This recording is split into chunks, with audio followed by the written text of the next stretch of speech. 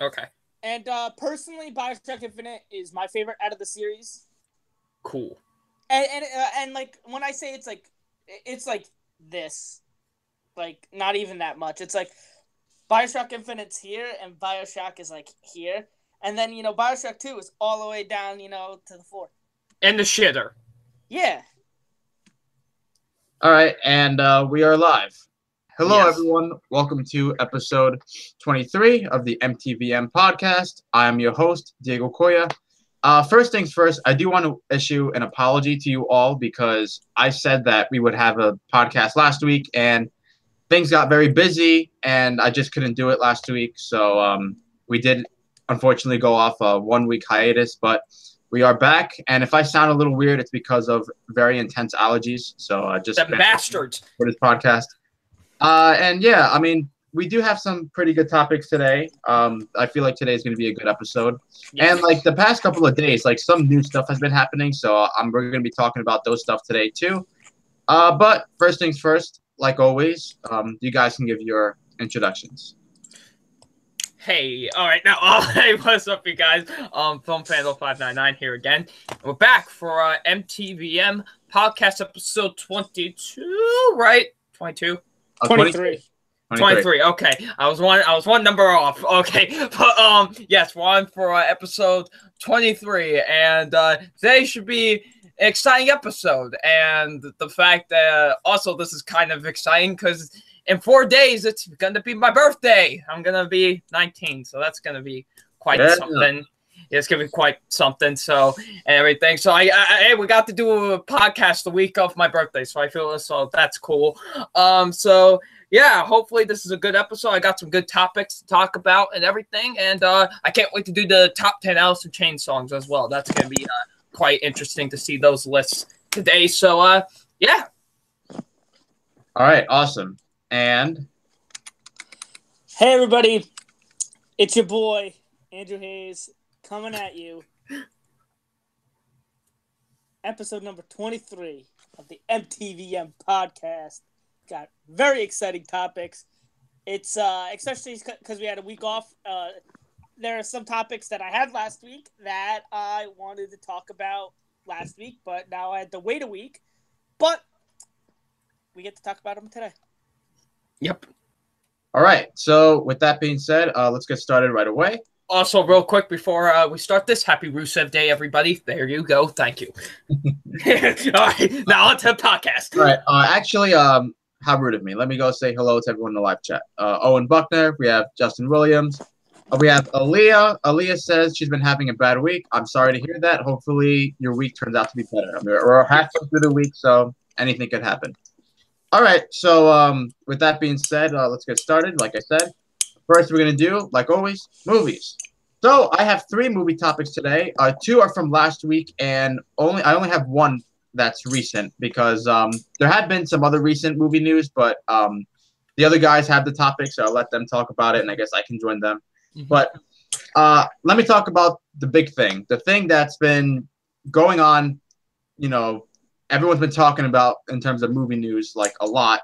And that is, of course, Avengers Infinity War and the amount of records it's breaking with its box office. Jesus H. Christ. because last week, we found out that it beat Force Awakens at the box office. Mm-hmm. It became, now we find out later that it became the movie to break $1 billion in the fastest record. What was it, like 11 days? 11 days, yeah. It grossed $1 billion. And correct me if I'm wrong, but I don't think it opened in China yet either, right? No, it has not. Yeah, and that's crazy that it broke that much without opening in China. It broke the #1 record for the worldwide opening weekend. It beat Fate of the Furious, which I'm really happy about. Yeah, fuck that. And no one cared about this fucking movie until fucking Paul Walker died. Yeah. And now we have hopes that it could be the movie that dethrones Avatar for #1 movie of all time, of being the most financially successful. Yeah, this is awesome. I mean, this is expected, honestly. I'm not surprised at all, but it's still incredible to see how much money the movie has made and how much of a money-making machine this movie is so far. I mean, It's been out for what? Like not even 2 weeks yet, and it's $1 billion worldwide. It broke the #1 record for being the #1 domestically and worldwide, and the record for just being at $1 billion, the fastest. Yeah, I'm really happy. I've seen the film. For those of you who don't know, I love the movie. I think it's a fantastic superhero film. And yeah, I can't be happier. I hope this is the film that dethrones Avatar from being the #1 movie of all time. So what do you guys have to say about this? What I have to say, but real quick for Andrew. There we go. All right, now. I see. I don't have any. I just haven't bought any fucking Coke. So thank you for doing it. You're welcome. Honor. But I love the movie a lot too. I finally saw it on Sunday finally, and absolutely loved it. It's my favorite movie of the year so far. Absolutely incredible. Was everything I wanted it to be, and the fact that now this is the highest grossing. It's the fastest to gross $1 billion. I'm happy about that. That's like the movie I would want the most of anything to like get to this far. And I hope it does dethrone Avatar, honestly. I really do. Not saying because I don't like Avatar, but I just don't like how James Cameron has been acting as of late. So the fact that this will dethrone it will just be like it's just a massive super kick to the face. So, well, not only that, but I think Infinity War is a much better film than Avatar. Mm-hmm. So. Same here. I agree. So yeah, hopefully it does it. I really want to. And the fact that it hasn't opened in China yet, dude, once it opens in China, it's gonna fucking I think it will, honestly. I think once it opens in China, I think that's how it's gonna become the highest grossing movie of all time. Yeah, I think for sure, because you never know, because I thought Force Awakens would surpass Titanic as #1. But I think it will surpass Force Awakens. Yes. At least. I don't know about Titanic and Avatar, because remember, it's $2 billion, which is a lot. I mean, Black Panther surpassed did Black Panther surpass Titanic? Not for all time, no. Oh, okay, not for all time. Okay. No, for domestically, yeah. Domestically, it did. Yeah. Oh, okay. Yeah. Not worldwide. All time, because remember, Avatar 2.7 billion. We're just saying 2.7 billion, but you think about it, it's a lot of money. So yeah, a lot of money's an understatement. Even if I don't think it beats Force Awakens, which I think that there's a very good chance it will, I still do think it will make $2 billion because just at the rate it's going and because of how big of a movie this is, I think it's going to make a shit ton of money. Yeah. All right, and that's pretty much what I have to say about that. I think that's something that needed to be covered on this top. Oh, yeah, absolutely. All right, well, this is actually a perfect segue to my second topic because this is another list from Watch Mojo. Now, if you guys remember, 2 weeks ago, I did a list from Watch Mojo, and it wasn't the greatest list. This list is actually kind of interesting because I'm surprised they managed to make a top 10 list out of this, and that is the top 10 MCU villains. Now, they made a top 10 and they had honorable mentions. I didn't write down the honorable mentions though, but I do have the top 10 list. I'm surprised they're even able to come up with a top 5, honestly. Because I mean, I could come up with a top 5. Yeah, I know, but I don't know. I feel like even if you want to talk about really great ones, there's only like a very select few. Oh yeah, I mean they're the good to great villains. With Killmonger, Thanos, Falcon, or not Falcon, Vulture, Loki. Well, neither. Then there are the ones which I feel like aren't as bad. Red Skull, Jeff Bridges and Iron Man, Ronan. Then there are the shit ones, fucking like the Doctor Strange villain. I thought he was cool. I like the one. Sorry. Then there's the Dark Elf from Thor. Yeah, Dark Elf from Thor. Malachi. There's Mickey Rourke. All those are just. Oh, I think he's the worst one. Mickey Rourke's villain. No, I mean, it's either Mickey. Honestly, it's either Mickey Rourke for me or the Elf. All right, so in any case, I'll go over the top 10 MCU villains that Watch Mojo has. All right. Number 10, we have Ironmonger from Iron Man, so Jeff Bridges' character. Okay, yeah, I thought he wasn't bad. All right, number 9, we have Red Skull from Captain America: The First Avenger. Yes, I I think it actually should be agree. higher. I mean, like I said, like Red Skull is actually, I think, one of the better ones. Is he great? No, but he's one of the better ones. So I would put him maybe in the top 5. Yeah. Number That's just me. number 8, Ultron from Avengers: Age of Ultron. Yeah, I actually agree with that. Nah. I mean, Ultron was a mediocre villain in my eyes.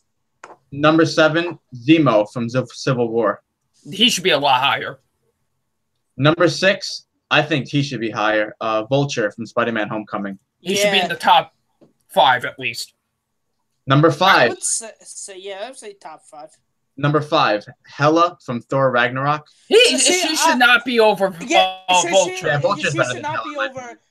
She should not be over Vulture. She should not be over Zemo. She should not be over Red Skull. I'd give her putting her over Ironmonger, but I have a very, very big problem because I feel like people overblew how like good her as a villain was. Like her character was Not that okay, great. but yeah, it's not that great. It like there wasn't really any depth or anything special about her. What I feel like shit, like it was a good performance and all. Yeah. I would even say it's a great performance. But like it's kind of like I feel like the Ironmonger where it's like, okay, it's not as bad as it's not as bad as because a lot of them are just like pretty bad. So she wasn't as bad as most of them. So I feel like everyone was like, oh my god, a not terrible villain, and over like blew it. Yeah. But like, she shouldn't be over Red Skull or Vulture, Especially Vulture or Zemo. I'm not saying she's a bad villain, but she isn't that great. Yeah, I don't think she's top 5 worthy of MCU. No. Yeah. All right, number 4, Winter Soldier from Winter Soldier. I mean, he's a good villain, but I wouldn't necessarily put him that high on the list. See, I feel like I don't know because I feel like what really would make me put him lower is the fact of what happens to him later on in the MCU. Yeah. All right. Number 3, I love this choice. Killmonger from Black Panther. Yeah, I could see. Yeah, he's definitely in the top 5 for me. I know what the top 3 is. Number 2, Thanos from Infinity War. And number 1, Loki from the MCU because he's been in so many movies. Yeah. That's a top 10 list. Okay, how I would do it for me personally. I'm sorry, I don't mean to interrupt you. My top 5 would probably be, I would do 5. I probably would do Ultron because I think he's a very underrated villain. 4 for me would be Killmonger. Killmonger, is that how you say his name? Yeah, From Black Panther. 3 would be Vulture. I think a lot. No, actually, 5 would be Zemo. I'm sorry, I forgot about Zemo for a second. That'd be my number 5. My number 3 would be Vulture because I think he kind of really gets overlooked on. So he's like a. No, and also you understand where he's coming from. That's another thing too that I think a lot of people overlook with that. Him and Killmonger. Yes, exactly. Like you see where both villains are coming from in those movies. Number 2 would be Loki, and number 1, Thanos. Like I know I've only seen Infinity War once, but like that's enough for me for this guy to, because he gets shit done in Infinity War. So I mean, I would honestly use those 10.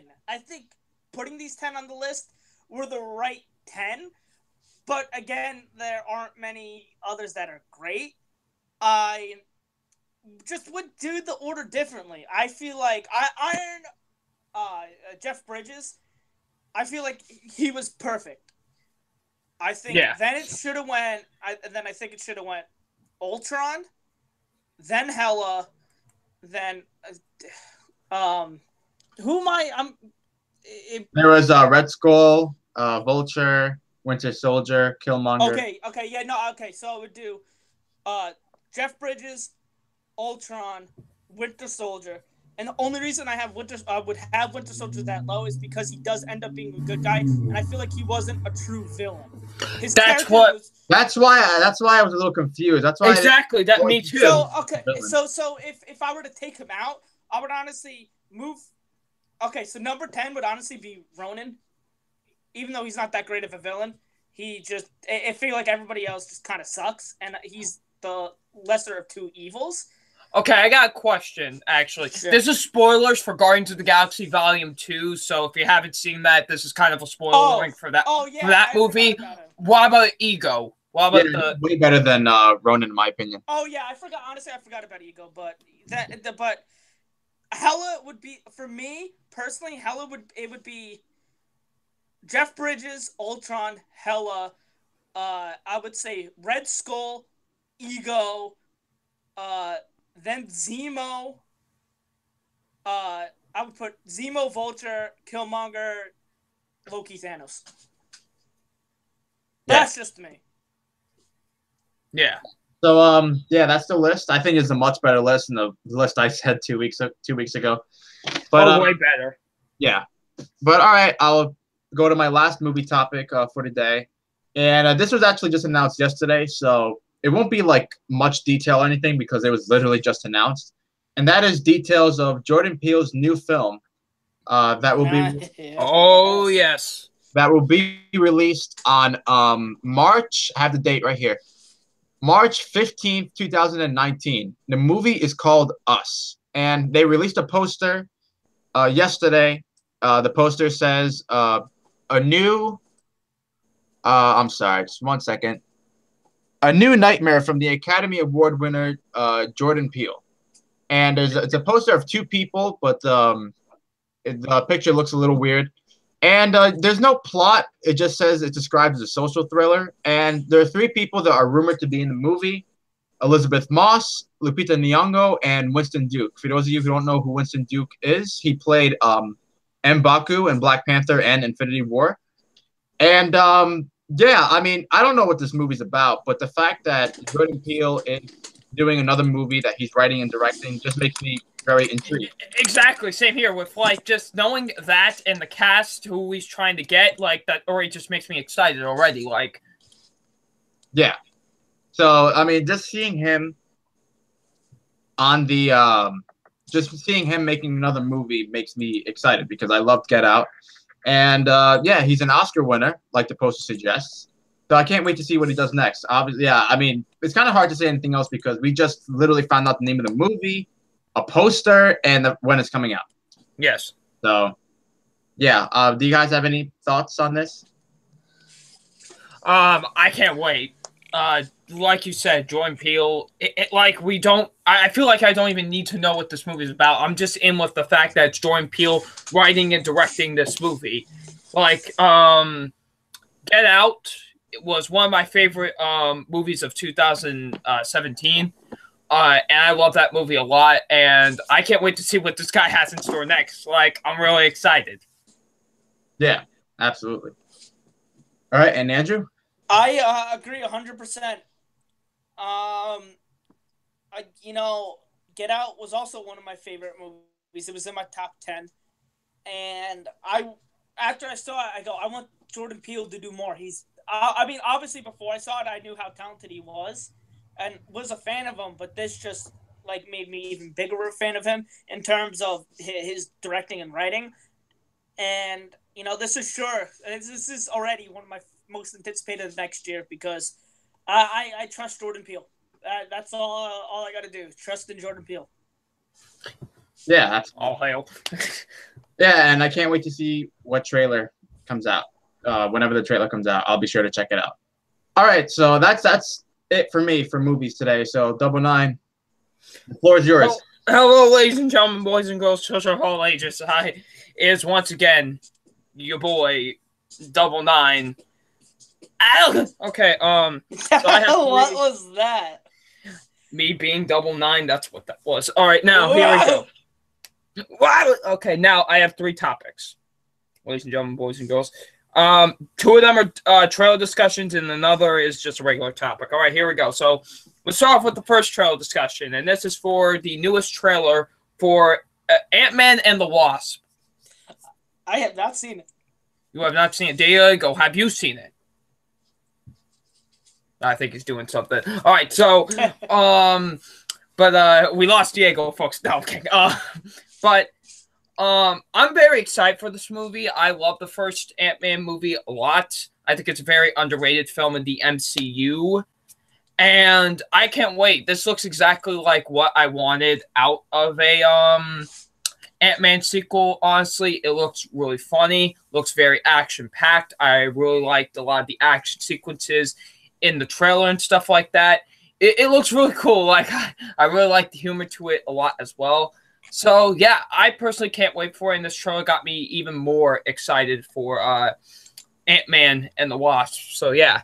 So, very good trailer in my opinion. Andrew, are you excited for this movie? I mean, kinda, I guess. Not really. I'm not, like, so hyped on it. I mean, I thought Ant-Man was alright. I mean, it was definitely, I thought it's definitely better than I anticipated it to be. But the trailers haven't really sold me. And, I mean, I'm not dreading it, but I'm also like, I'm not going to rush out to go see it. I'm like, oh my God, it needs to be here now. Yeah. All right, sorry about that. I had to help my grandmother or something. No, it's fine, dude. But you guys are talking about the Ant-Man trailer, right? Yes, we are. Well, I did not see it because I just want to see the movie. I saw the first trailer, and that's enough for me, you know?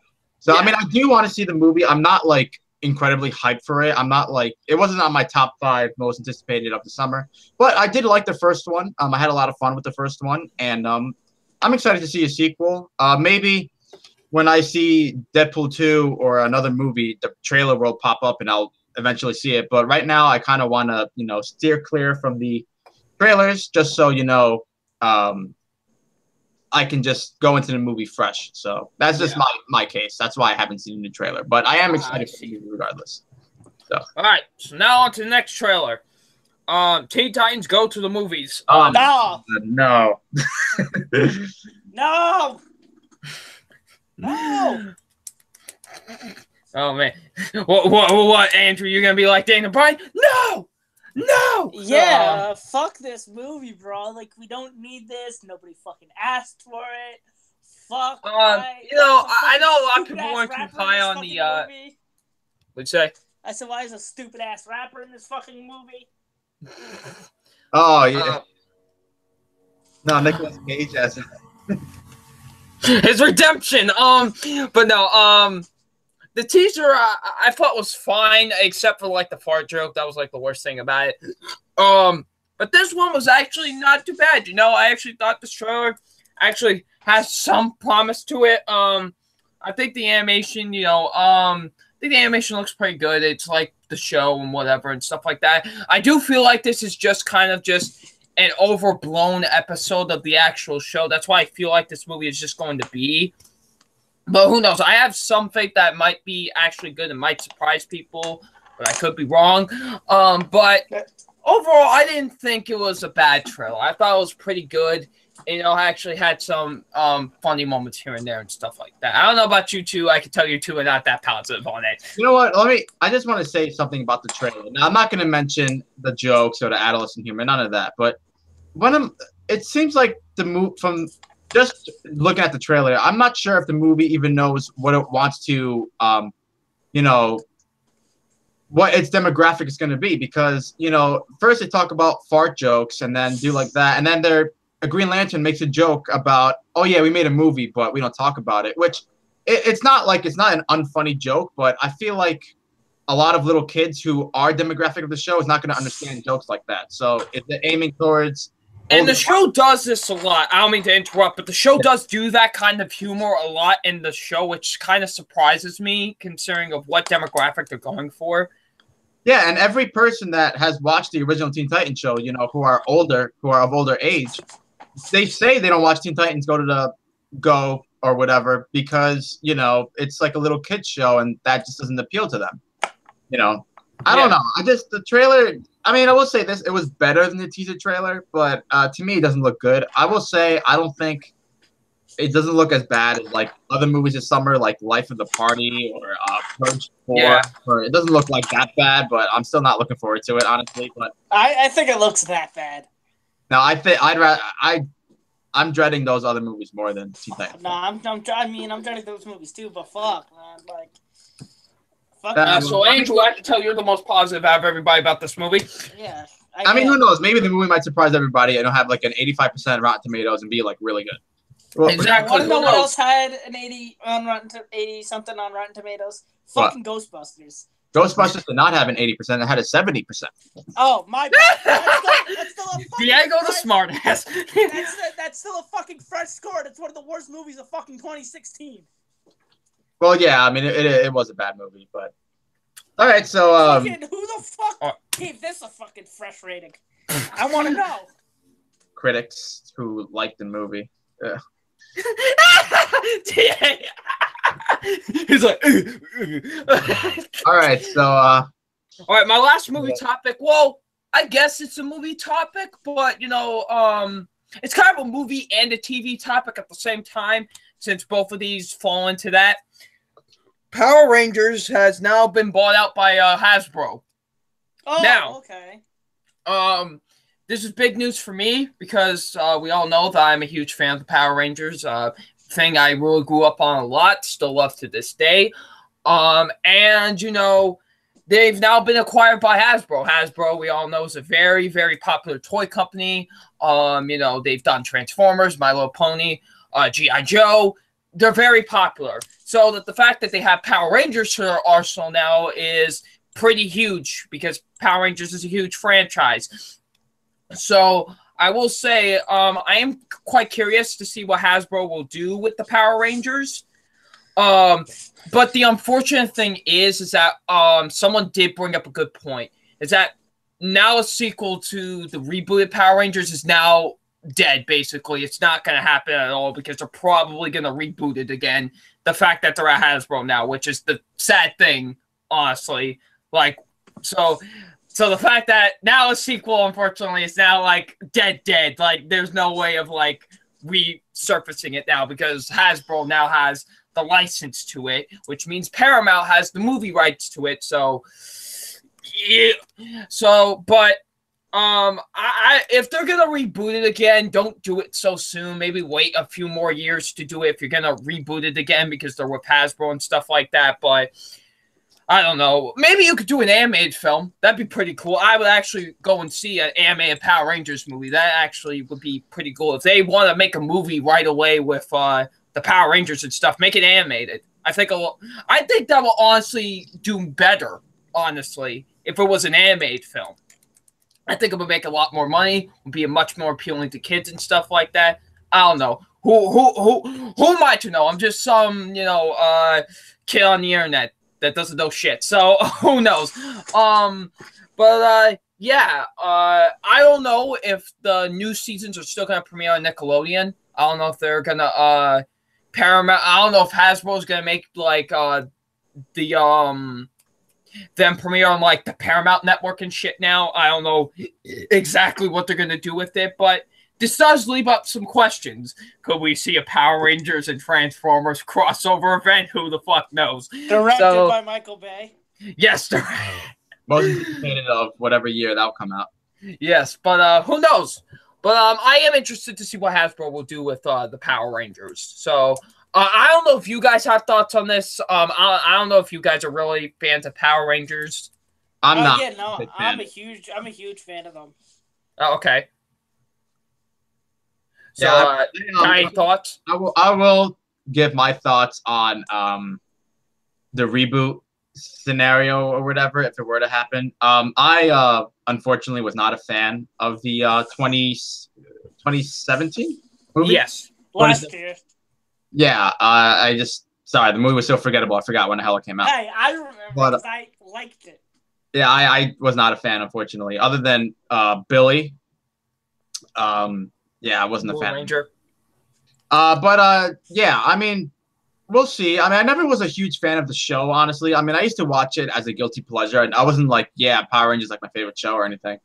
But if they were to do a reboot, I mean, I could see them doing a good animated movie, perhaps. I don't know. I just wasn't a fan of the live-action movie, so if they were to do another reboot of it, I honestly wouldn't mind. But I recognize there are fans of that movie, so I could see why them doing another reboot would upset some fans. But if you're asking me personally, it doesn't bother me. So if they were to do it. So what about you, Andrew? What are your thoughts on this whole? I mean, I really did enjoy the Power Rangers movie that came out last year. I thought it was very fun. I had a lot of fun with it. And honestly, I mean, I cared about all the characters. I mean, I agree. I think Billy was the best. But I did care about all the characters. But that's just me. Did you care about Elizabeth Banks as the villain? No, she was awful. I hated her in the movie. But see, the thing is, I never liked Rita in the show. So I was like, sure, I wasn't going to like Rita now because I just don't like Rita as a character. But honestly, Elizabeth Banks' performance just made it worse. I'll just tell you this because I never even knew who the hell Rita was. So I just saw the movie based on what I saw, and I thought Elizabeth Banks, perhaps the character's supposed to be over the top. I don't know what the hell she's supposed to be like, but I thought she just did way too much. That's why I don't like her because she's too over the top. I didn't like her as a kid. I didn't like Rita as a kid. I don't like Rita now. If they would have went for a villain, they should have done Lord Zed instead because he's like 1,000 times better as a villain. Oh yeah, I 100% agree. And I mean, I was kind of excited for a second one because if they were to do a second one, it would introduce Tommy, and he's a great character. Many people's favorite Rangers. Personally, my favorite has always been Billy. But yeah, no, I would be excited for a second one. But so I mean, it'd be whatever if they rebooted it. Mm-hmm. All right, and that's all your topics for movies, Double Nine? Yeah, boy. All right, Andrew, what do you got for us today? I got 2 movie topics, both very exciting in my opinion. The first one I'm gonna do is more casting news for Tarantino's new movie Once Upon a Time in Hollywood. Ooh. First, it is confirmed Margaret Robbie will be playing Sharon Tate. So, has it been confirmed? Yeah, it's confirmed. I'm looking at the article now. It just got confirmed. Oh, okay. All right. No, I wasn't sure. I thought they said that he was eyeing Margaret Robbie, but she got the role. She is playing Sharon Tate. Okay. Cool. But there is some more, 4 actors who are being rumored, I guess, is the word to use, but being eyed to play smaller roles in the movie, and that would be Burt Reynolds, Tim Ross, Kurt Russell, and Michael Madsen. I mean, Burt Reynolds is just a fantastic actor. I like him a lot. But in particular, I'm interested with Tim Ross, Kurt Russell, and Michael Madsen because they are pretty familiar in Tarantino movies, especially Tim Roth. He's been in a lot of them. I would say probably, I don't know if this is true or not, but probably besides Sam Jackson, maybe he's been in the most. But I think Michael Madsen has been in more films than Tim Roth. Okay, but still, Tim Roth and Michael Madsen have both pretty much mainstays in Tarantino films, so they are very familiar. And I would love to see them because Tarantino works so well with them. And it has been proven that he works well with Kurt Russell, and Burt Reynolds is just a fantastic actor. And I mean, I trust Tarantino's judgment. I don't think he would cast somebody if he didn't believe him. I personally don't think that he's ever miscasted anybody. Yeah.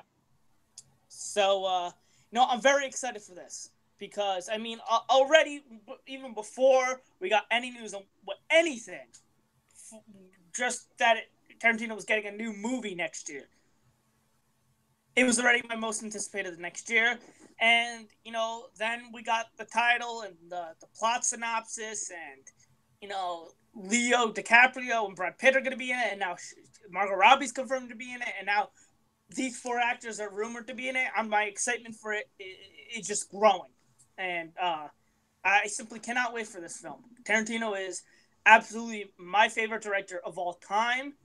And I just think this is going to be amazing. And actually, to add on to that, because last week was CinemaCon, and CinemaCon, they just announced so much shit that's gonna just happen within the next couple of years in terms of movies and stuff.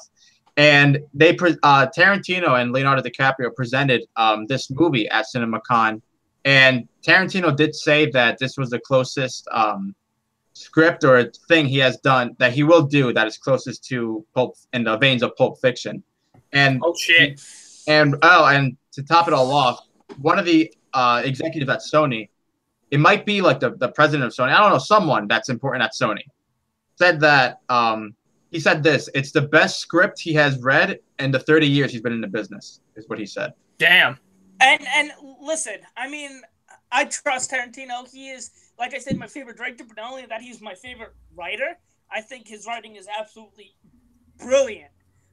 And just why I like him so much is his style, but like I love his scripts and the dialogue. I think some of his screenplays are the best of all time.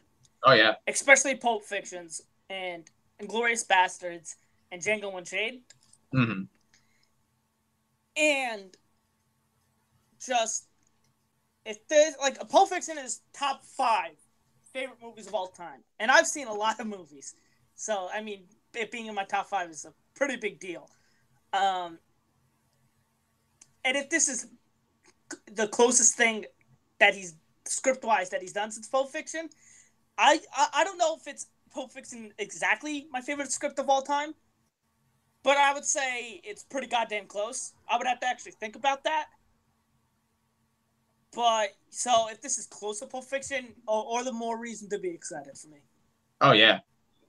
Yeah, I have like stories intertwined with each other. I really can't wait. I think it's gonna be something special, especially with the cast and just with it's gonna be a great movie, I'm sure. Yeah, I'm just like I said, I was just excited based on the fact that Tarantino was directing a new movie, and all this other information, I just want it now. Give it to me. So what's your other topic, Andrew? My second and final movie topic of the evening is it has been announced that Leica is doing a new film next year, and it is called Missing Link, and I'm just gonna read the premise if you don't mind. Sure, go ahead. Yes, go ahead. And Missing Link follows myths and monsters investigator Sir Lionel Frost, who sets off an adventure to the Pacific Northwest to prove the existence of legendary creature, Mr. Link. Frost, who's always looking to gain acceptance by his small-minded explorer peers, is accompanied on the journey by Adelina Fortnight, a free-spirited independent adventurer who just so happens to process the only known map to the secret destination of trying to find Link. Now, when I did my memory haze of Leica, I did mention that Leica is probably one of my favorite studios because I love animation movies, but in particular stop motion animation, and just how they do it is so beautiful. And even I think their weakest one, Box Trolls, it's not that bad. It's just that like all the other ones are just so great that it doesn't compare. And I'm excited for that, but I'm also excited because my favorite actor of all time, Hugh Jackman, is set to be in this. And I always love it seeing Hugh Jackman do work. And I'm sure he is going to be fantastic in this. He will be playing Sir Lionel Frost. And Zoe Saldana will be playing Adelina Fortnight. And Zach Galifianakis will be Mr. Link. So that should be great. They did release a picture, and in my opinion, I mean, it's just a picture, but I already think the animation looks beautiful. I mean, that is something I kind of would expect because of how beautiful the movies have been in terms of animation. And also, it is directed by Chris Butler, who directed Paranorman, and I love Paranorman. It is fantastic, and, you know, I'm sure he's going to do a great job with this movie. And I'm just excited. It's already, I would even say it's probably my top 5 most anticipated next year. And I just can't wait for this one. What do you guys think? I can't wait for it too. I am a fan of Leica Studios. They've made some fantastic movies, like Kubo and the Two Strings. Paranorman's really good too. You know, and Coraline being my favorite of the whole bunch. I really enjoyed their movies a lot, so I can't wait to see what they have in store next. I'm very excited as well. I do like I have to rewatch some of their films because like Coraline I saw years ago, and same with Paranorman. I haven't seen the Box Trolls, but I loved Kubo. But yeah, I mean, I'm excited. You know, Hugh Jackman's a actor who I respect immensely. Same here. And yeah, I mean, I'm sure it's going to be good because it's Leica. Mm-hmm. So that is it for movie topics, right? Yes. Yep. All right. So now we're on to television. Television. I only have 2 topics, and these topics are from last week that I was supposed to go over, but I'll go over them this week anyway. The first one being that Westworld has been announced for renewed for season 3. Hi. Now, No. season 2 is already airing on HBO. It's already 3 episodes in. I've talked about how much I love this show, but I haven't even seen the second season yet because of how busy I've been. But now that I have free time, I will absolutely be watching it soon and get all caught up. But anyway, I'm not surprised that season 3 is already announced. I mean, season 1 was one of the most critically and commercially successful shows that year. And yeah, apparently so far season 2 is also pretty good from what I hear.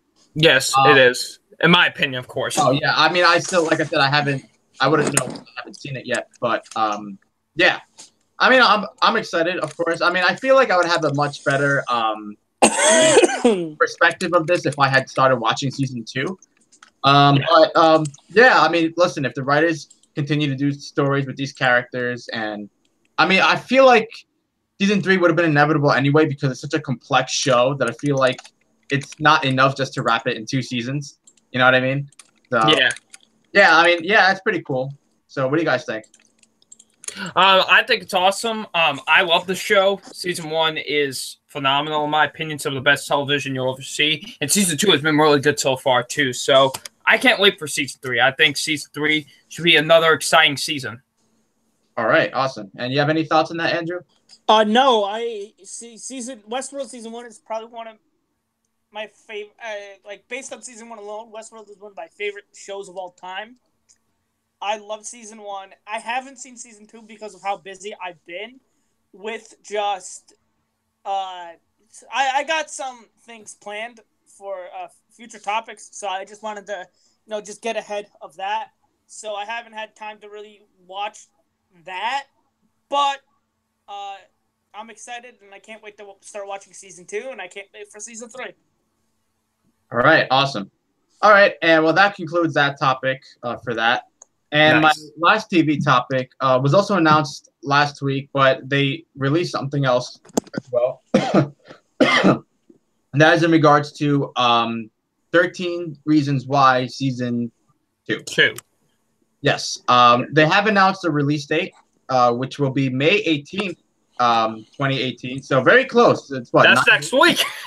That's 9 days. Yeah, so actually it'll be the same day Deadpool 2 comes out.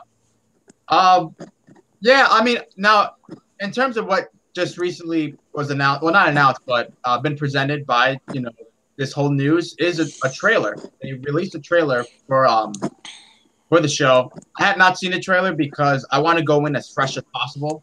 Just like with Ant-Man, especially for like Netflix TV shows, I tried my best to not watch the trailers because I just want to see what they're going to show in the whole 13 episodes or whatever. And yeah, I mean, I was a big fan of season 1. I really liked it a lot. I wasn't sure how to feel about a second season because I feel like even though there were arcs that weren't closed at the end of season 1, I don't know. I didn't know if a season 2 would be necessary. Yeah. But I guess it was inevitable because season 1 was very much loved by fans and critics alike, even though the show has created some controversy for sure as well. I think season 2 is going to be inevitable. So, I mean, I am going to watch it for sure. I am intrigued to see what they're going to do. I still don't know if I'm 100% on board with it, but I mean, I am going to watch it because I do like the first season a lot, and there are some arcs, admittedly, that aren't closed, so we'll see how they're going to handle that. What do you guys think? I know both of you have seen the first season, so Yes, I have. I don't know if a season 2 is necessarily necessary. Did not mean to actually do that. But I would be down to see where they can continue the story from here, I guess you would say. But I thought season 1 was a good standalone season. I thought that was a good, just one done season. You know what I mean? Yeah. But because the show got so big, for obvious reasons, they wanted to renew it for season 2. So I am interested to see where they could take a season 2, to be honest. Yes. What about you, Andrew? What do you have to say about 13 Reasons Why?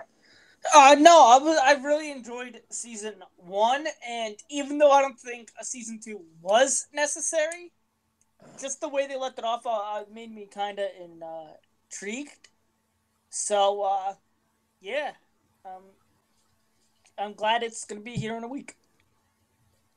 All right, so that's all my TV topics for today. So, Double Nine, if you have any TV topics. Let's go. Okay, I do have one TV topic.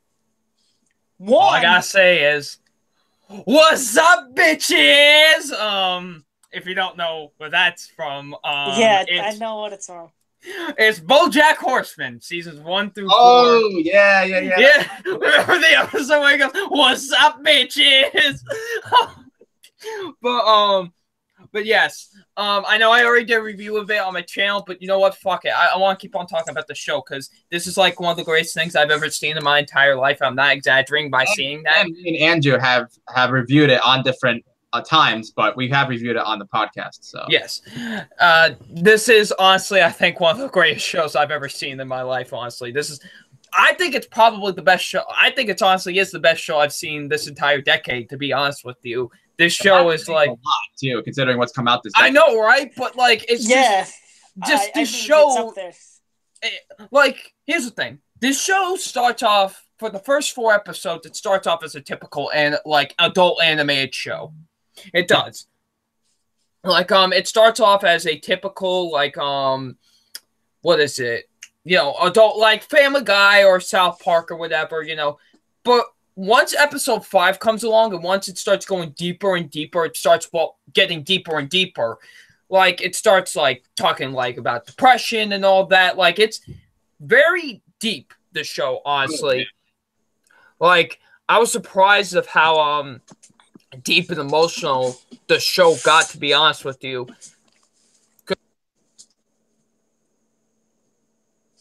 Yeah, BoJack Horseman's great. Yeah, no, I love it.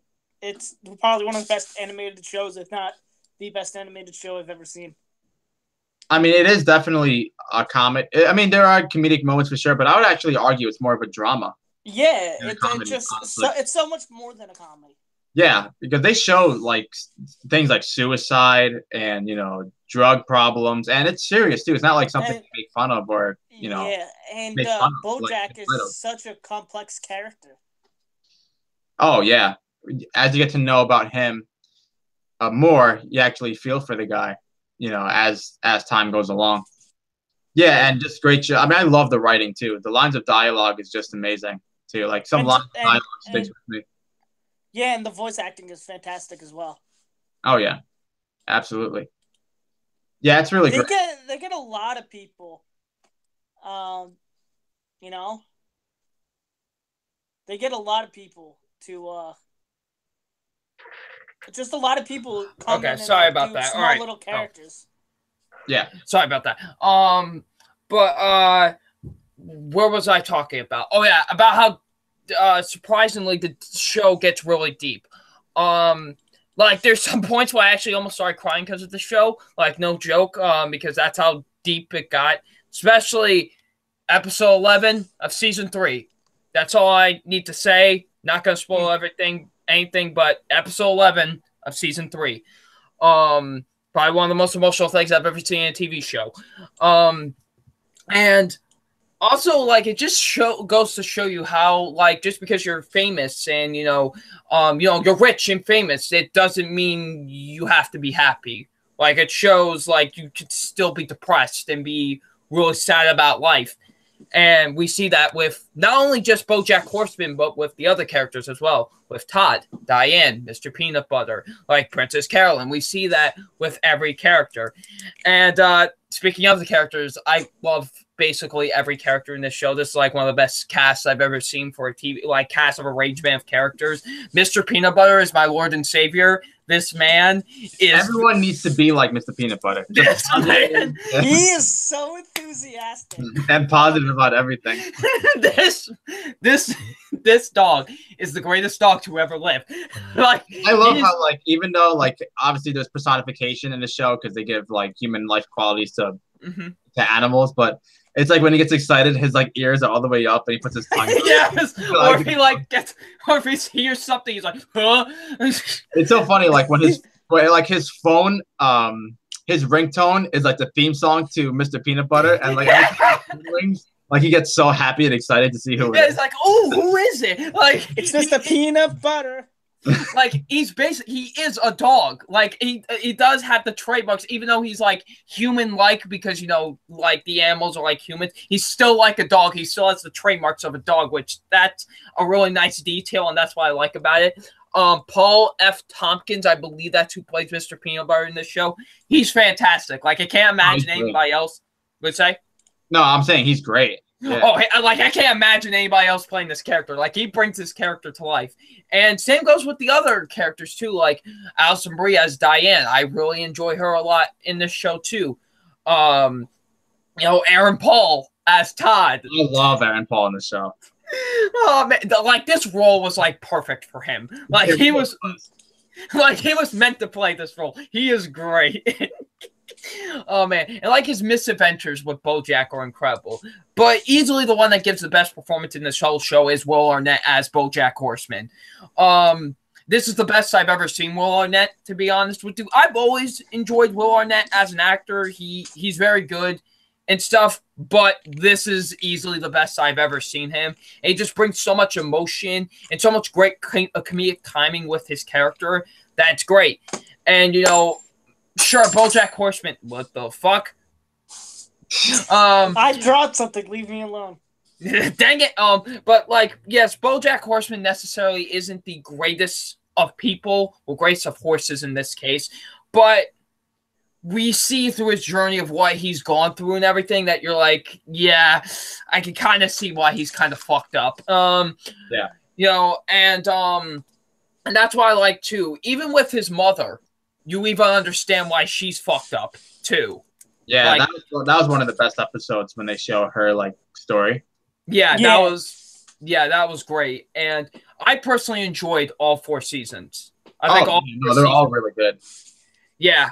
How I would rank them, I go back and forth, man, with seasons 1, seasons 2. Like, which one's not necessarily my least favorite because I still think it's a great season, but I'll say for right now, season 1.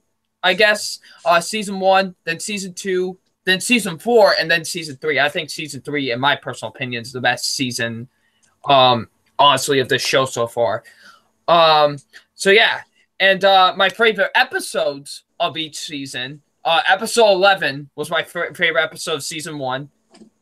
Yeah.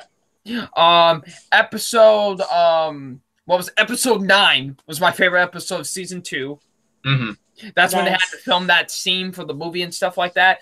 Yeah. Episode 4 of season 3 was my favorite episode of season 3, and is my favorite episode just of the entire series so far. Yeah, same here. That was like one of the most creative things I had ever seen. Honestly, like honestly, it also showed BoJack as most humanity, like as most human as well during that episode 2. And the ending is hilarious too. Oh yeah, yeah. Oh, you've got to be kidding! And this just fucking cuts. And then episode now. I actually have a tie for season 4. Episode 1 and episode 11. The reason I say for episode 1, the reason I love that episode the most is because of how funny it was. I think it's the best comedic episode of the season.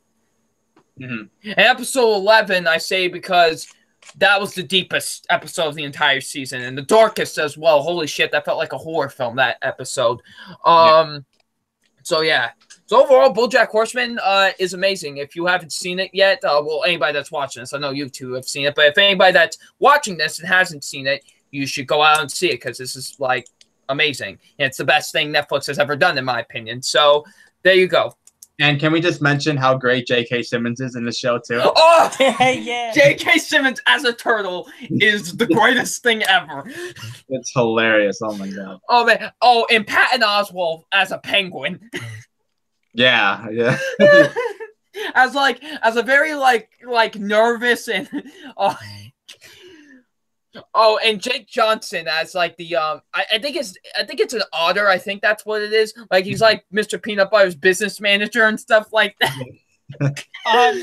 And then there's John Krasinski plays Secretariat. Yes. Like just the arrangement, just the cast that they get. Like even they've gotten some celebrities. Like Jessica Biel's her own character in this show. But yeah, like I personally fell in love with this show. I can't wait for season 5. Season 5 is probably now going to be like one of my most anticipated shows, like most anticipated seasons ever. I can't wait for that. So not later this year too. So. Yep. So I can't wait for it. So yeah. And another thing, I actually forgot about this. Thank you for Jerome for reminding me.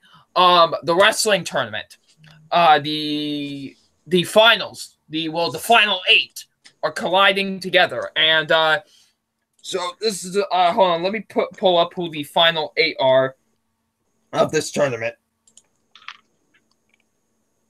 This is the part of the show where Diego's like, "What the hell are they talking about?" No, okay. Well, actually, kind of, yeah, because I'm like lost in the wrestling world, so. I'm just being an ass. Diego like Shelton Benjamin, Rey Mysterio, and Rob Van Dam. Well, those two guys. I did like them when I used to watch wrestling. So. Well, those 3 guys are awesome. So I can't blame you.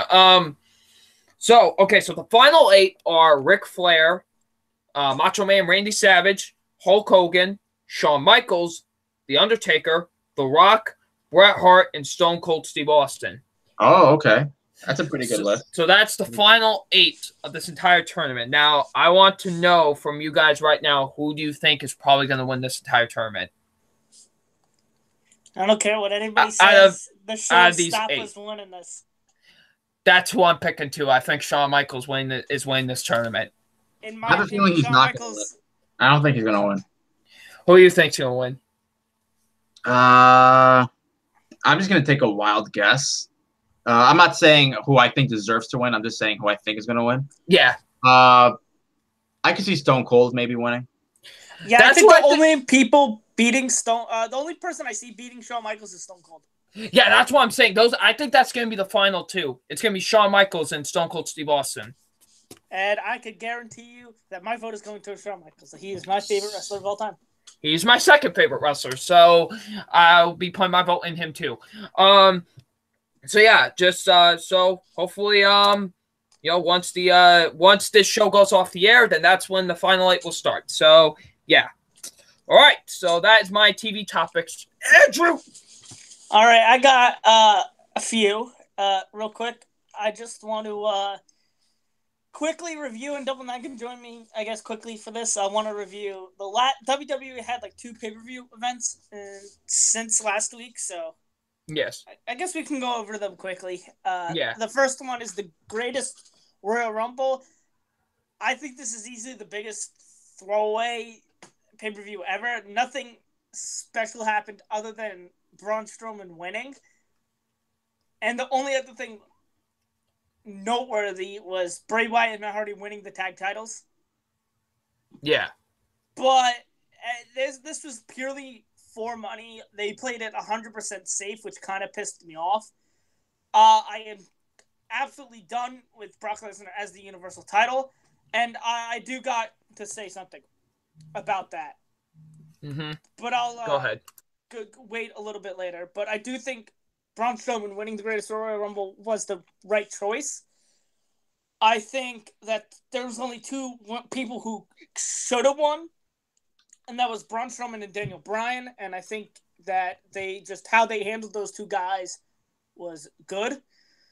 Other than that, I could have cared less about the match itself. Nothing noteworthy happened. The biggest, I guess, surprise was Hornswoggle coming out. Because I knew Mysterio was coming out. I knew Henry was coming out. And who the fuck is Babatunde? But the greatest moment, I think, one of the greatest moments ever was when Titus O'Neil took a tumble. Okay, listen. I saw this shit live. Listen, I was like, okay, so here's what happened. So Titus O'Neil, he comes out number 39, right? That was his number. 39, yes. So he's like running, he's running to the ring and whatever. And but the camera was on the ring when he tripped. So like we hear Corey Graves like laughing his ass off, and we see Titus coming from underneath the ring. I'm like, the hell just happened? We see the replay. He tripped. Like, he tripped on his way, and he slid. Like, I'm talking, he slid under the ring. That's how hard he tripped. It was the funniest thing. I couldn't stop laughing for, like, 5 minutes. Like, I was literally on the verge of tears of laughing. Like, I was like the commentators. I, like, could not keep myself together. It was, like, the funniest thing I had seen in a long time. And some other noteworthy things. Elias, fantastic performance by him in this. Dude, he like eliminated 3 people with him first coming in. Yeah, he eliminated. Besides that, he also eliminated Kurt Angle and Randy Orton. That's 2 pretty big eliminations, if you ask me. Yes. But also, I think it should be worth of note. 2 records were broken. The longest, Daniel Bryan broke the longest amount of time in a single Rumble. Previously held by Rey Mysterio, and he broke that. And the new record set by Daniel Bryan is 1 hour, 16 minutes, 5 seconds. Mm-hmm. And the most eliminations in a single Rumble have been eliminated in a single Rumble. Previously held by Rogue Man Reigns at number 12.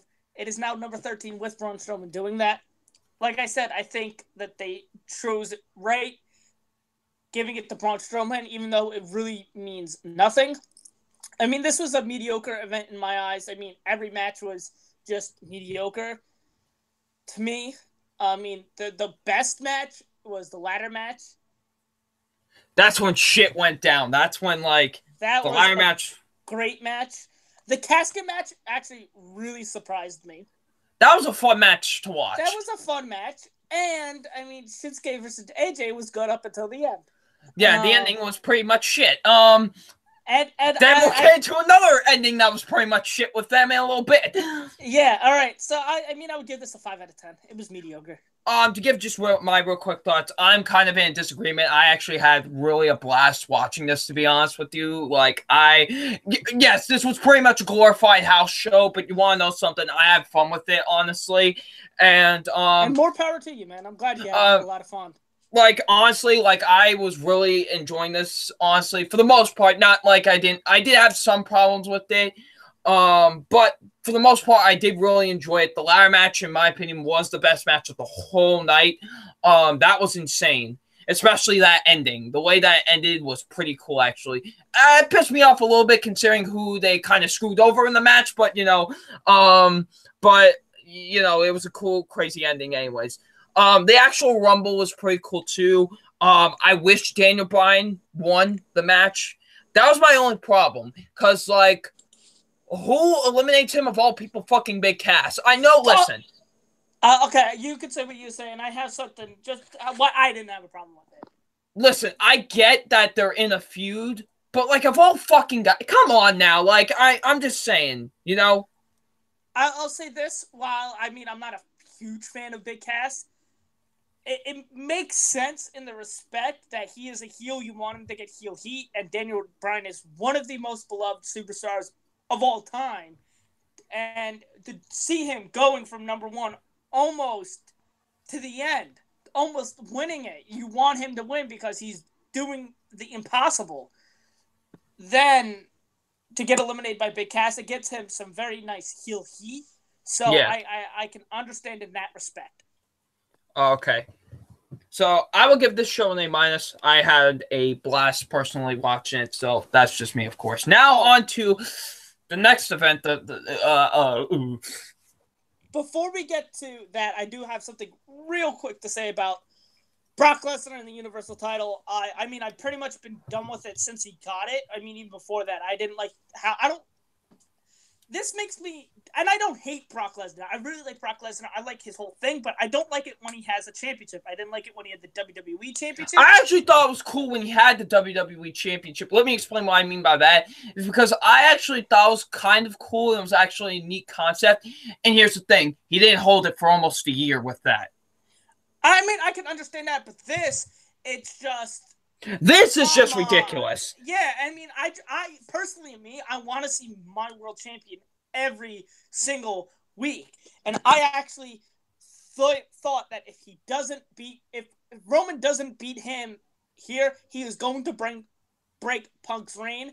And he is going to break Punk's reign because he's not defending it at Backlash. Or he didn't defend it at Backlash. He's not defending it at Money in the Bank. And by the time, I guess, he defends it next, which would be SummerSlam, it's going to be over 434 days. And let me this picture. And why I think that, yes, in the record books, yes, it will be longer than Punk's, but it just means nothing. Punk, in 434 days, defended the title 141 times. You know how many times Brock Lesnar has done that in 402 days and counting? I think 12, right? 10. I was close enough. That is a huge difference. And Punk's, to me, will always be the better reign, obviously. And just... I think it's in I personally, in my opinion, I think his reign with the WWE title is like in top 5 greatest title reigns of all time. Point being, Brock Lesnar's Universal title reign means shit to me because he's defended it 10 times in under 400 days. And I'll use this as an example. Dean Ambrose, probably one of my favorite guys on in the company, held the U.S. title. He holds the title for longest U.S. title reign of all time. That means absolutely shit to me because he rarely defended it. The length means nothing unless it depends on how much I feel like a short reign could be great if he defends it a lot, and a long reign can mean nothing if he doesn't defend a lot. So that's why I think that just title reign means nothing to me. Yeah. But anyway, enough of that. On to Backlash. This sucked. This is actually in New Jersey, so I could have went to this, and thank God I didn't. Thank God we actually, because we were talking about how we could have went to this event, me and him. Thank God we didn't go actually. Yeah, but see, it's funny because Seth Rollins vs. The Miz was not good. It was great. It was fantastic. That was an awesome match. Dude, 2 fucking pay-per-views in a row. These guys have made the best match of the night. Yeah, and it's funny because I thought Miz had it. There were 2 times I thought Miz won. And, it just, the excitement and the drama and the tension through this match was high. And then it just towards the end. There was a glorified squash match with Braun Strowman and Bobby Lashley versus Kevin Owens and Sami Zayn. What a joke of the match that was. And I can't believe I'm saying this. Just either give fucking Shinsuke the title or fucking end this fucking feud already. Because I'm sick and tired of these fucking stupid fucking shaky finishes. Either have Shinsuke win or just end it. I want Shinsuke to hold the title, but if I just don't care at this point. I just don't. I really don't. And, I mean, fuck Nia Jax. She's awful. I don't care what you say. Nia Jax is a terrible wrestler. She should not be holding the fucking... She's a terrible talker, too. That promo at the end of her match, fucking garbage. Shit, he is fired up right now. I mean, Jeff Hardy versus Randy Orton just was nothing special. I personally, It was- I know what people are gonna say. Oh, you only liked it because Jeff was in. No, I actually thought the matchup was good. I thought this wasn't bad. This is just very mediocre to me. Same with Daniel Bryan versus Big Cass. Very mediocre to me. Carmella versus Charlotte, bad match. AJ versus Shinsuke, very mediocre. Like I said, Braun Strowman versus and Bobby Lashley versus Kevin Owens and Sami Zayn, shit. And you know, I came to an epiphany after Backlash. Do you want to know what this epiphany is, Double Nine? What is this epiphany? That I think. Okay, so I actually explained this to Double Nine, and this is my friend explained this to me, and I think that this makes perfect sense. Mm-hmm. He compared Roman, not that he compared Roman Reigns to French fries, but he used French fries that he likes French fries. Everybody liked Roman Reigns in the Shield. If you take French fries and you try to shove it down my throat, I'm going to refuse it because I don't want French fries at the moment. You're forcing me to have French fries. Fuck you. I don't want French fries. Well, then you continue to want French fries, or force me down French fries, and I refuse it. You continue to force French fries, give me French fries. I refuse it. Now I hate French fries, but you still continue to give me the fucking French fries, and each time I refuse it, and it's just this never-ending cycle. That's what it's like with Roman Reigns, and because I realized, I think Roman Reigns, not that he would be a better. The reason I don't like him is his character is awful. They're trying to make him sort of a combination between Stone Cold Steve Austin and Daniel Bryan when it just shouldn't work. It doesn't work for him. That's like Samoa Joe would not be good in the underdog role because that's just not what Samoa Joe is good at. The Miz was not a good babyface. The Miz is good in the role of the cowardly heel. Roman Reigns is not good in the underdog comeback role. He's just not. And I think by losing, it would have done two things for Roman. One, it would have made Joe better as a heel because it would have made what Joe has been saying leading up to this, how he's a failure and whatnot, right. And I felt like it would have made Roman better as a character because they could have done this thing where he went into, like, I guess this slump, this losing streak, where he just can't win the big one, and then when he finally does win a big match, it makes him better. But instead, they do the same old shit where he gets his ass fucking kicked for fucking 15 fucking minutes, and then he fucking comes back, one spear, it's all done. He was fucking getting choked out. Comes up, and all of a sudden, let me hit a spear, everything's done. It's the same old shit. Everybody's fucking tired of seeing it. There's a reason everybody walked out immediately after Roman won. Immediately. No hesitation. This event sucked. I would give it like a 3 out of 10. I give this like a D+. This fucking sucked. It was bad. I'm so glad I didn't go to this. Like, oh my God. Like, listen, I'm going to be upfront. I don't mind Roman Reigns that much, but I'm getting really sick of him just being shoved down our throats. Honestly, it's just, listen, I don't think personally he's that bad. I don't know if you feel the same way, Andrew. Oh, I think he's terrible.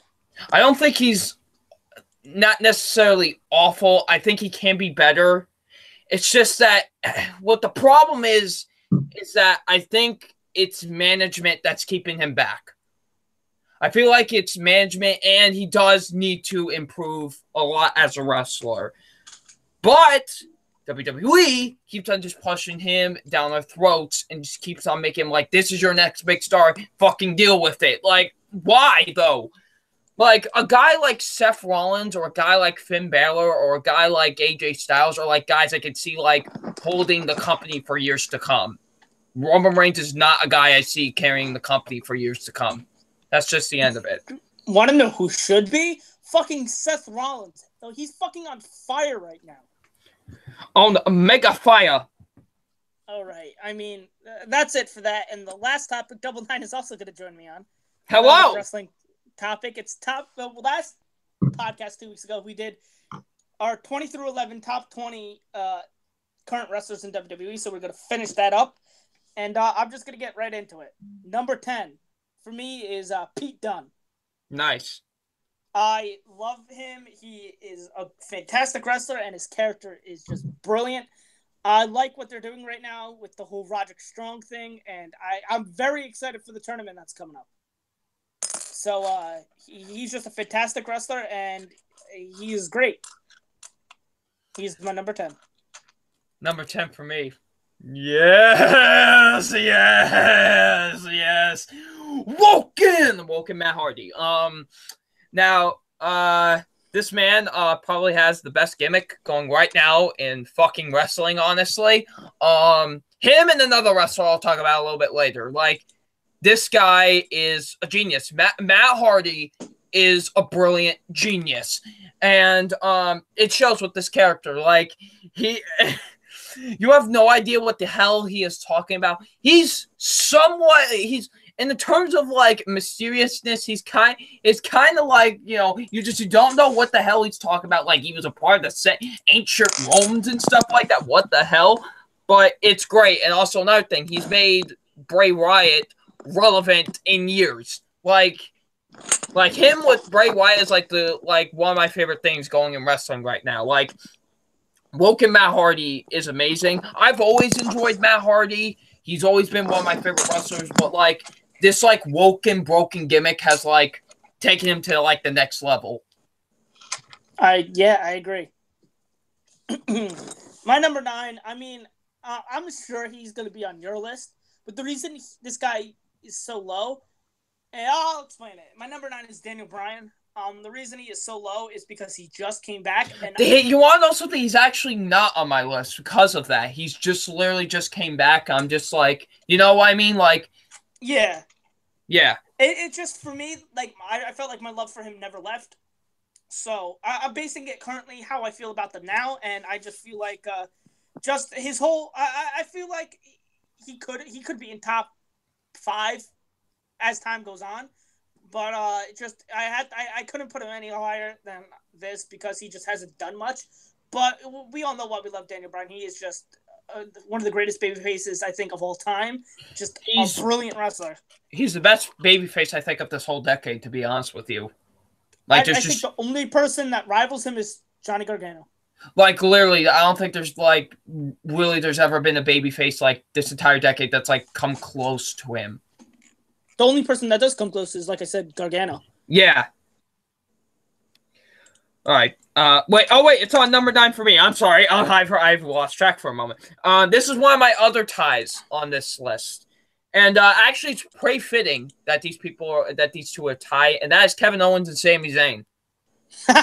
that's very fitting. These guys are both great alone and as a team, I think. Like, pairing them up last year was, like, one of the best decisions, especially for Sami Zayn, who was doing jack shit. So the fact that they pair him up with Kevin Owens, great idea. Like, this is some of the best I've seen Zayn in a long time. And Owens is great, too. Owens is just a great wrestler, and I just enjoy him every time he comes onto screen. And, you know, yeah, these guys are just awesome, and I love them. All right. My number 8 is Shinsuke Nakamura. Nice. Again, I feel like he should be higher, but they haven't really done much up until now. I think this heel turn is great for him. But I do think that he should be higher. But just what they're doing with him now is I like his heel turn, but just I'm done with these stupid double finish, like the double count out, double disqualification. I'm done with those. Either give Shinsuke the title or just end the feud. Yes. I think it's going to culminate on Money in the Bank, and it's going to be a ladder match between the two. Or a last man standing. Yeah. No, because if it's a last man standing, they'll both be fucking down for the count of 10, and ugh. That's what I'm saying. Ladder match. All right, that's my number 8. My number 8. What does WWE stand for? Walk with Elias. This guy's like one of the best heels going in the company right now. Every time I cheer, every time they're like, ladies and gentlemen, Elias. I'm like, yes! Like, oh man, this guy is great. Like, he knows how to work a crowd. Like, he is amazing. And, I do think he's a good in-ring worker as well. But for me, it's mostly, like, when he's, like, doing, like, his whole shtick with, like, the guitar and shit. It's amazing. And, like, the shit he was doing with Braun Strowman was, like, amazing from earlier this year. Oh, man. Like, I just love it when he starts singing and stuff. It's amazing. Like, he's just a great guy. So, yeah, my number 8 is Elias. All right, my number 7 is the monster among men, Braun Strowman. Braun, it's funny because I remember when Braun debuted. And it was funny because I could have been at that Raw because it was in Brooklyn, and right after SummerSlam on my birthday, no less. And I just remember I go, who the fuck is this guy? Who the fuck? And then I remember hating him. And I go, you know it's bad when I hate someone more than fucking Eric Rowan. And just how he's really grown into his own as a character and as a wrestler. And just what they do with it is brilliant. Fucking give him the Universal title already. That's all I gotta say. Oh, man. Like, he's great. I love him. My number 7, we're on number 7, right? Yes. My number 7 is, I gotta ask everybody right now, what day is it? It's Rusev Day!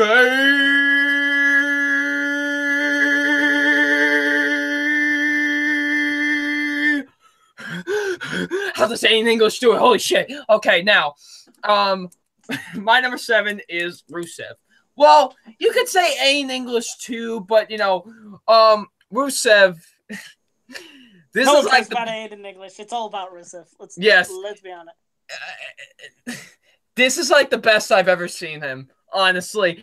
And the fact that this gimmick just started with the fact that Randy Orton interrupted his like ceremony, and now that the fact he kept on like pushing back Rusev Day and it just became an everyday thing, and it's gotten so over with the crowd. The fact that I even bought a T-shirt that said Happy Rusev Day on it. It's shipping right now.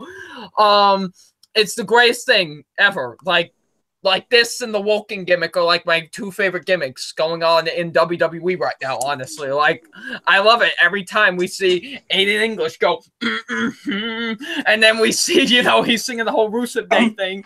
And like, and then he's coming out with like the whole Rusev Day back. It's great. And I love that the fact that WWE, it seems like they're going to do something with him now. I mean, he just qualified for the Money in the Bank ladder match. He beat Daniel Bryan clean for no less. So that's what exactly. So it's maybe like finally maybe they're going to do something with him. So hopefully, I really hope so, because Rusev is a really great worker. I've always enjoyed him, but I think the Rusev gimmick has, like, elevated him to, like, mega star status. All right. My number 6 is the current NXT champion, Aleister Black. Nice. This guy he's such a badass. And I do think he has very much all the potential. Like, his ceiling is so high. I mean, he's just a fantastic in-ring wrestler. He is such a great character, and just his whole aura about him is fucking fantastic. I love him. I can't wait to see the future is bright for him, and I can't wait to see where he is in 5 or 10 years. Oh yes. All right, so my number 6 is the king of strong style, or should we say the king of all bulls at this point? Shinsuke Nakamura. Shinsuke Nakamura. This guy, I've always enjoyed him, but He used to be just like number 10 and stuff, but like ever since his heel turn, he's like skyrocket for me. I think honestly so far he's working much better as a heel. I don't know how you feel about that. Oh yeah, I mean he's a good babyface, but just him being a heel is just like it's something different and something interesting. And he's great. I think he does a really fantastic job as a heel and whatever. He is really phenomenal in my opinion, and he does a really good job. He's a great in-ring worker. We've seen him put on so many great matches before. He's just an overall awesome wrestler. Yeah, I agree. Your turn. All right, my number 5.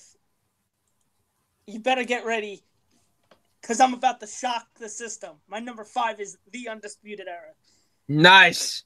I mean, just all 4 of them. I mean, I just love I love Adam Cole. I love their whole gimmick. I love just them as a whole. I love it. I mean, these guys, when I went to Philly, there were 2 people I was most excited to see.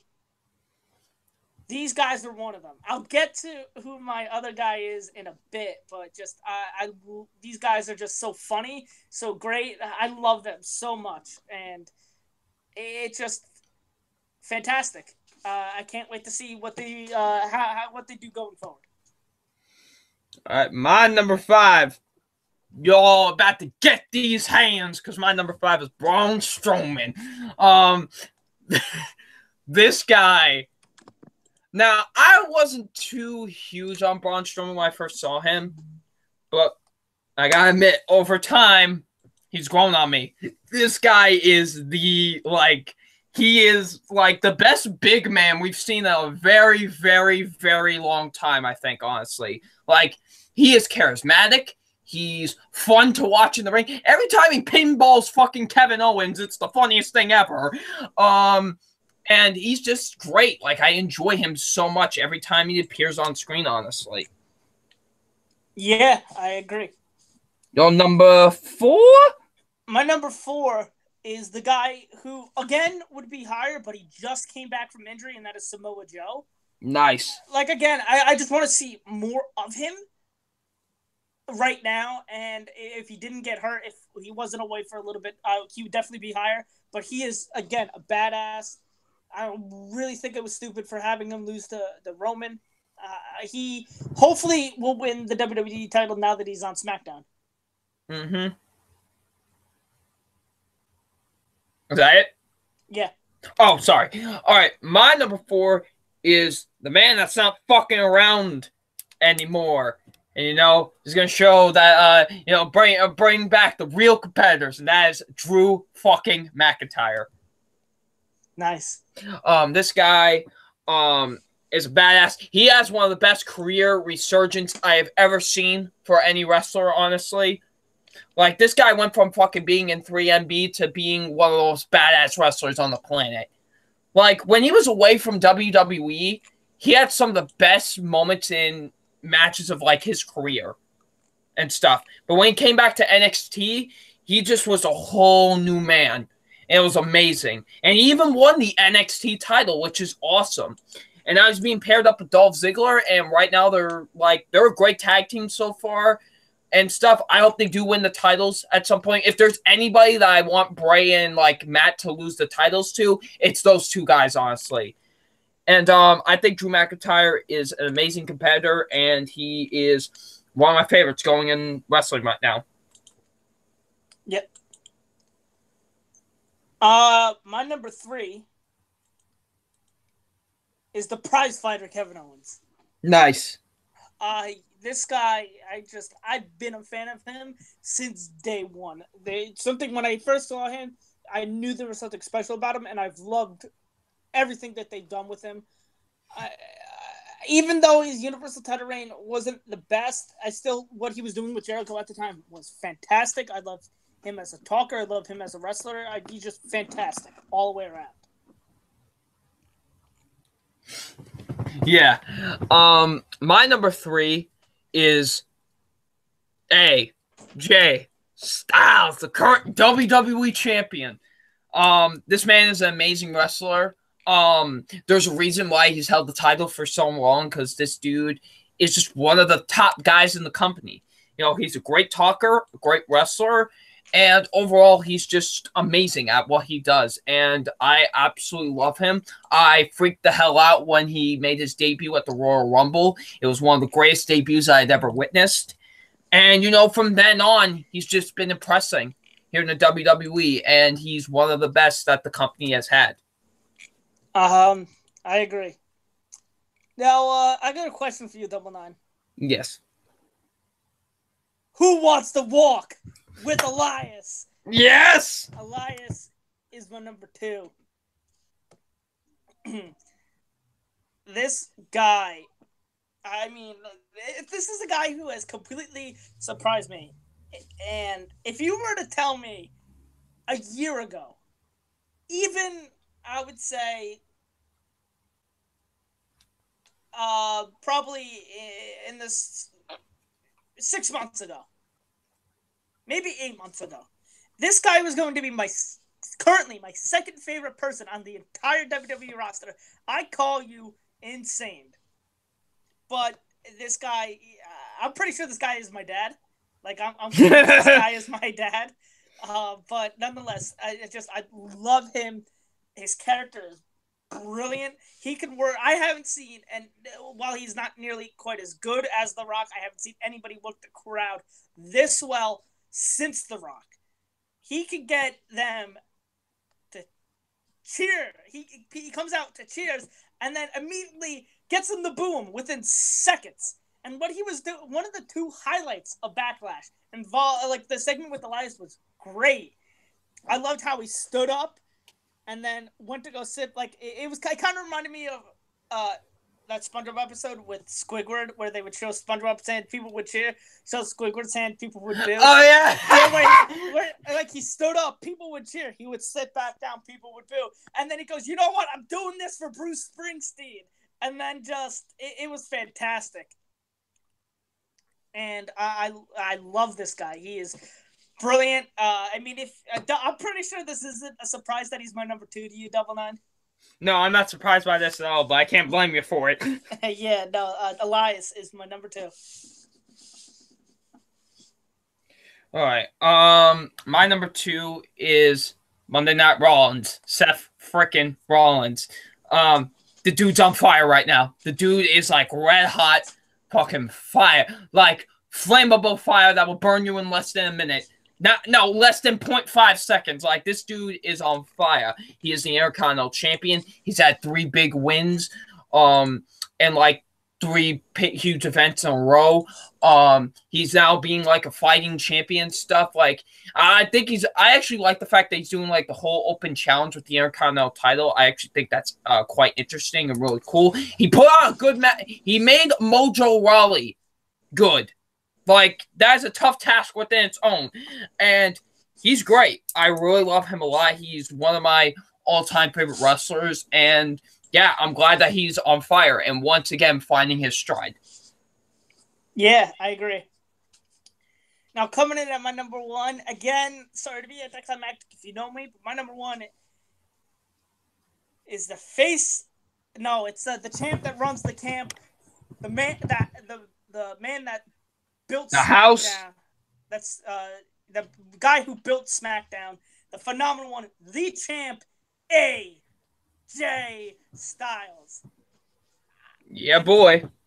Even before he got WWE, I never dreamed that he would be here. He was easily my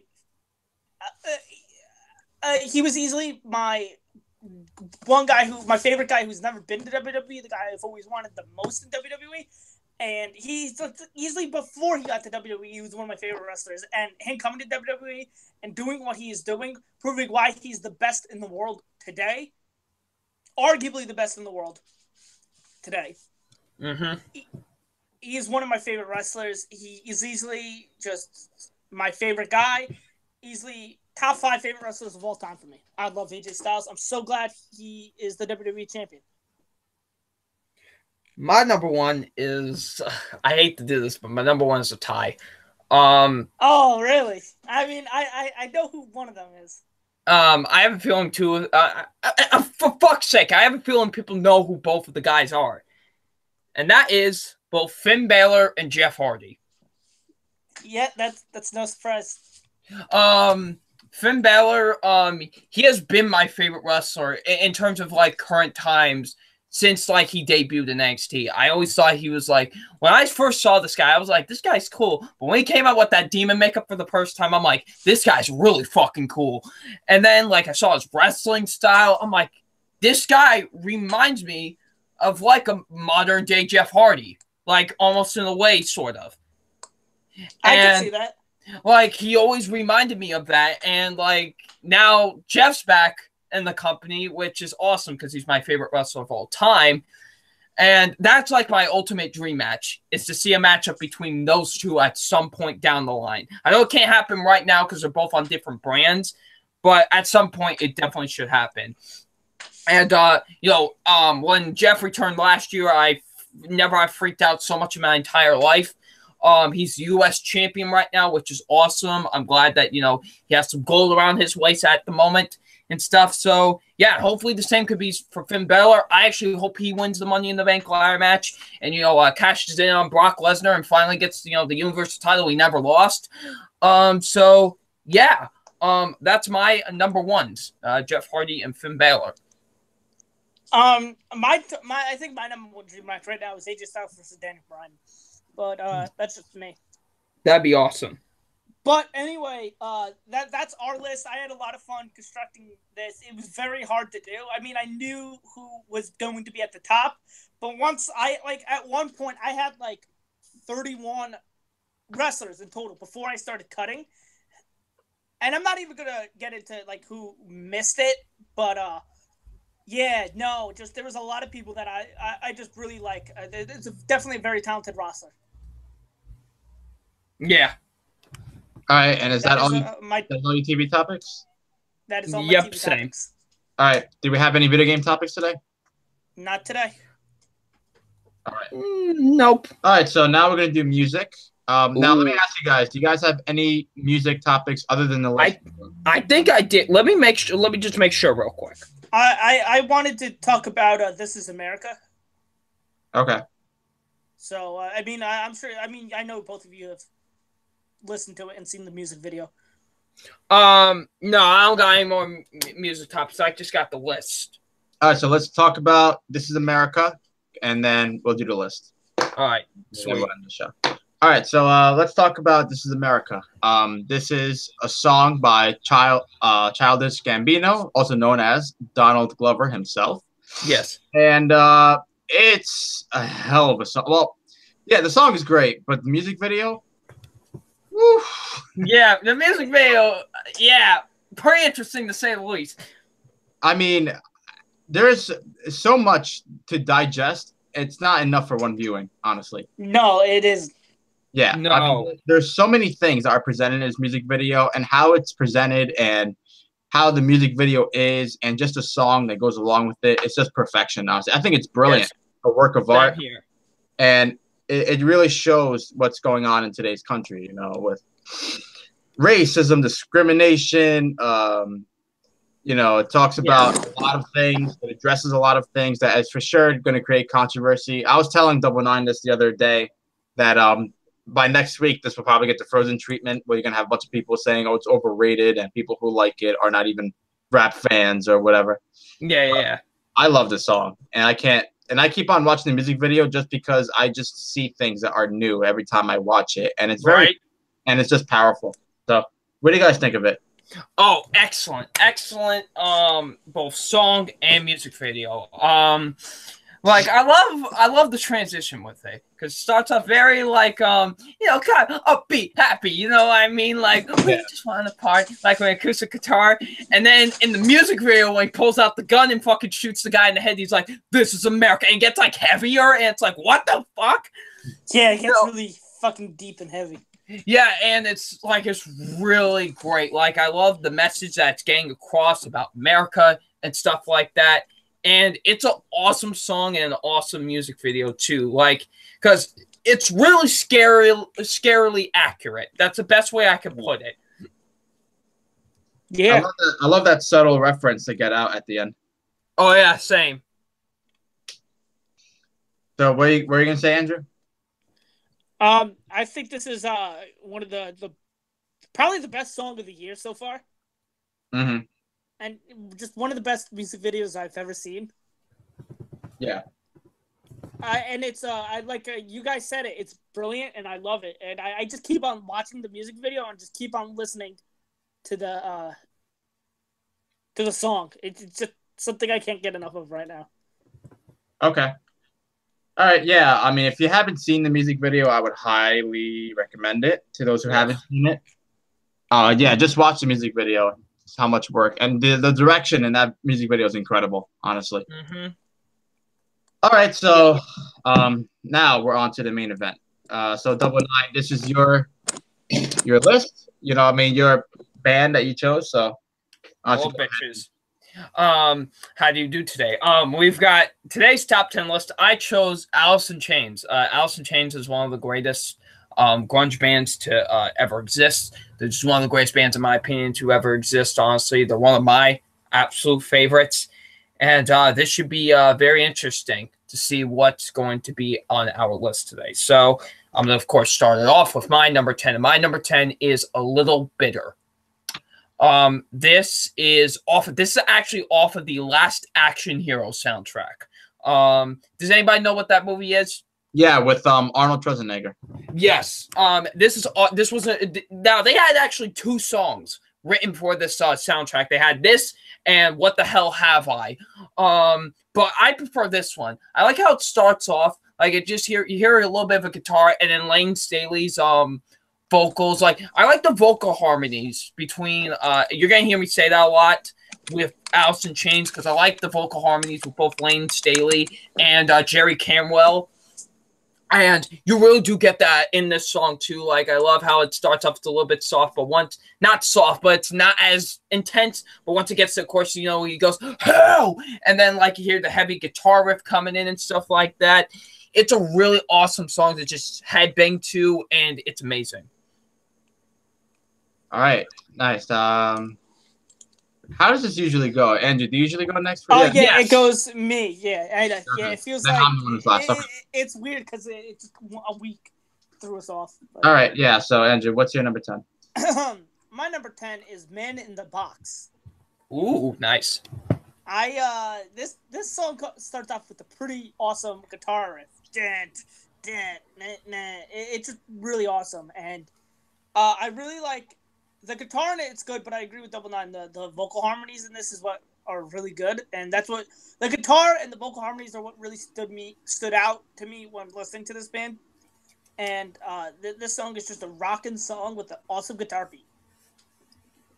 All right, my number 10 is the other song in Last Action Hero, and that is What the Hell Have I? Yes. Out of the two songs, I do prefer What the Hell Have I, but with that being said, I still do like A Little Bitter. I like both songs, honestly. Yeah. But when it comes to preference, I just like What the Hell Have I more. Nice. Now, keep in mind that this is a band I haven't really heard of. I've heard of a couple of their songs while listening to them. I'm like, oh, yeah, I know that song. But a lot of these songs I've heard of for the first time. So it's not like I've heard this song numerous times for me to say that's how much I love it. But I do like this song a lot. From the way it sounds with the guitar, the bass. I mean, a lot of their songs, I noticed the bass is something that's very strong, in their songs. And same with, the drums too. Like there's one song that at the end there's this drum solo that's cool. But yeah, no, it's a very catchy chorus. It's a very nice song to listen to. And yeah, I mean, just a song you can rock out to and just really enjoy. So What the Hell Have I is my number. Yeah, it's a really good song. All right, so my number 9 is Bleed the Freak. Nice. Bleed the Freak is off of their debut album Facelift. And this song is just awesome. I love the lyrics to it. The vocal harmonies are badass to this song. And I really love the instrumentation to it. And just really showed some early promise from this band on their debut record. So yeah, my number 9 is Bleed the Freak. All right, Andrew, what's your number 9? My number 9 is Rooster. Ooh, nice. This song starts off with the guitar, and like it's a good guitar, but what really gets me into the song is the harmonization with the I guess the ooze in the right, like soon in the beginning, and that just creates like Double Nine said, like the vocal harmonization is great, and it's really awesome in this song, and just the singing in it is fantastic, and I just the instrumentation is also great, and it's a great song. Number 9 is Rooster. My Nice. my number 9 is Heaven Beside You. Nice. This song reminds me a lot of Nirvana. Oh. The band does actually some songs. I did get some kind of a Nirvana feel. Well, they're in the same like genre of music as them, so I could see what you mean by that. Yeah. But anyway, this is a great song. This song is about like 6 minutes long, I want to say, but As like a lot of their songs are. yeah, a lot of the songs are around that time. But Yeah. this song, I think it's a really great one. I'm surprised it's only my number 9, but it just goes to show you that this is a very talented band, and that from the way it starts till it ends, I was just so into the song. You know, it's really very catchy. It's a very nice tune, and yeah, the chorus and the guitar, it all sounds great. Heaven Beside You is a song I would highly recommend if you haven't listened to it. Yes. That is my number 9. All right, my number 8 is No Excuses. Nice. This is off of the Jar of Flies EP. This song is really phenomenal. I love the instrumentation to it. The lyrics are really great as well, and I really love it a lot. This was a song early on in my listenings of Alice in Chains I really fell in love with a lot. So yeah, my number 8 is No Excuses. What's your number 8, Andrew? My number 8 is Black Gives Way to Blue. Nice. This is a really awesome song. I like the guitar in the beginning. I like it's just really awesome sounding, and very I guess melancholic is what I'm trying to think of. And the singing is absolutely phenomenal in this song, and it's just a great song in general. My number 8 is Black Gives Way to Blue. My number 8 is Angry Chair. Nice. This song is badass. And this is actually, I think this is a song with the drum solo at the end. That's like 20 seconds long. I'm like, wow, this is awesome. But anyway, that's not the reason why I like the song. I like the song because, like I said, it's badass. It's a song you can rock out to. And yeah, I like the lyrics to the song too a lot. Yes. I feel like a lot of their songs have very meaningful lyrics, and I'll go more into that as I talk about more of the songs. But this song, yeah, it's very, very catchy. It's really good. Honestly, very well done. And yeah, I mean, it's a really cool rock song, and I love it. So, Angry Chair, my number 8. My number 7 is Brother. This is off of the SAP EP, and it's really great. This song, like I said before, has a nice vocals and stuff like that. The harmony is really good on this song too. The instrumentation to this song is really fantastic in my opinion as well. And it's just a song that I really it's my favorite off of this EP, and it's one I constantly come back to. All right, Andrew, what's your number 7? My number 7 is Nutshell. Nice. This is I like the acoustic guitar in the beginning. I think it just sounds really beautiful, and the singing goes, I think, really along with it, and it's just a very nice song that I really like, and it's my number 7. My number 7, Double Nine mentioned it. No Excuses. Oh, nice. Yeah, awesome song, honestly. Yeah, it's just a song that I've listened to multiple times, and yeah, I mean it's really great. It's great for sure, and the chorus is just awesome. And yeah, once again, another song with a great tune and that I can just rock out to. So, No Excuses. Yeah. My number 7. My number 6 is Rooster. This song is very dark, very masculine as well. Like it's very, you hear the heavy kind of bass at first, they hear the boom, boom, boom, boom. It's very dark, like I said. It's lyrical content. I believe it's supposed to tell a story of a soldier coming home from war. That's what the story of this is. And it's really intense. Like, it's 6 minutes long. You hear him like, here comes the rooster. And it just gets heavier once the song goes along. And it's amazing. It's such an amazing, incredible song to listen to. And the vocal harmonies really shine on this, honestly. So, yeah, my number 6 is Rooster. All right, Andrew, what's your number 6? My number 6 is one that you both mentioned, and that is No Reasons. Or No Excuses. No Reasons. Stupid me. I was thinking of something else. But No Excuses is my number 6. Not No Reasons. I don't know what the fuck I was thinking of. All right, so why is it your number 6? No Excuses is my number 6 for the reasons you guys said. It's a rockin' song. The chorus is fantastic. I like the beginning with the drum. I think that it's a really awesome sound. And just, it's an awesome song. It's my number 6. My number 6 is Rotten Apple. Oh, yeah. This is a rock song, but it's a little different than their other ones. It's not like as heavy. It's a little more mellow and a little bit slower, but it works really well, honestly. And I really love the lyrics to this too. And yeah, I mean, it's like what I like about this band, honestly, is some of their songs. It's like they tell a story with some of their very meaningful lyrics, and you feel for it. Like, not only because of how strong the lyrics are, but how strong the vocals are and how much emotion is put into the song. And I feel like Ryan Apple is a perfect example of that. So yeah, it's my number 6. It's a terrific song, honestly. All right, my number 5 is Down in the Hole. Nice. I actually like the unplugged version of this song more. The original version's really good too, but I don't know. I prefer the much more deep down and emotional unplugged version of the song.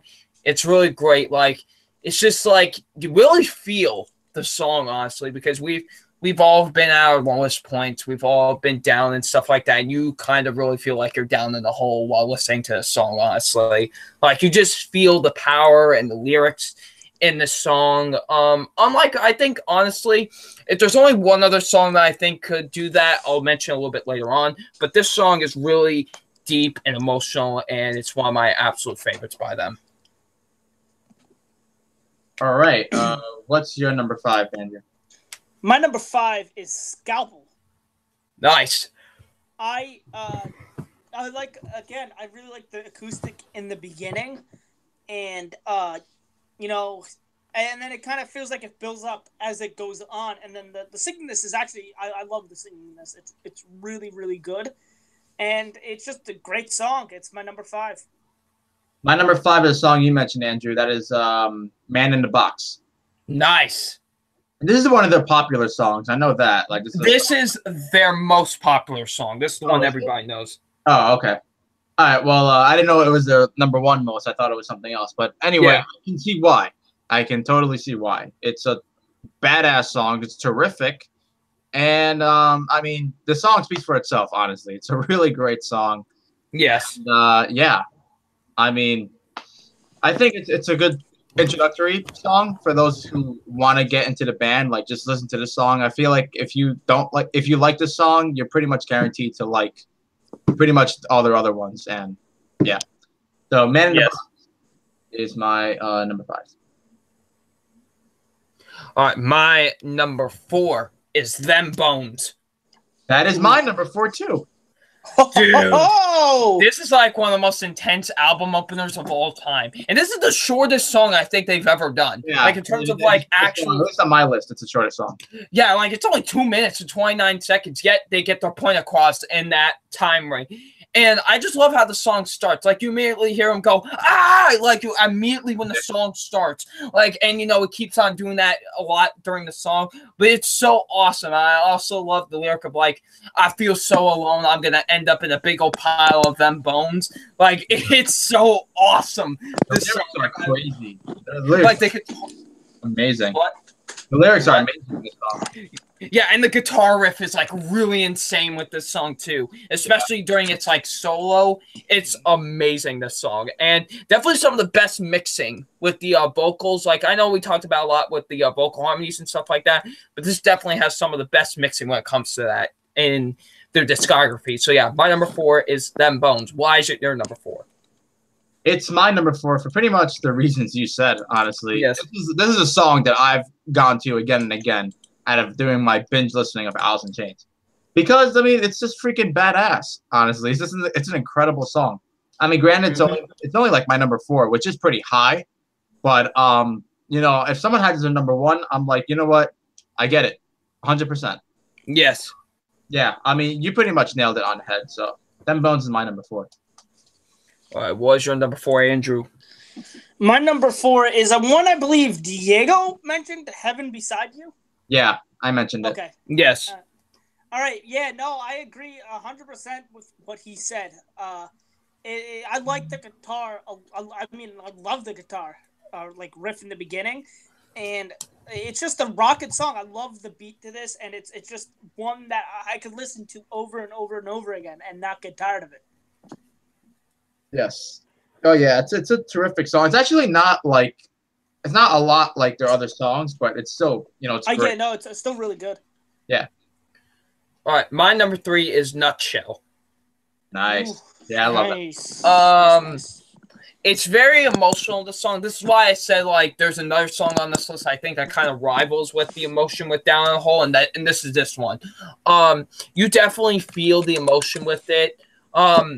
I believe Len Staley is just singing by himself on this one. There's no like vocal mixing or whatever, but it's like incredible. Like like this dude had such an amazing voice. And it sucks that he died so young, honestly. Like he was like one of the best frontman ever. And this song like shows that, honestly.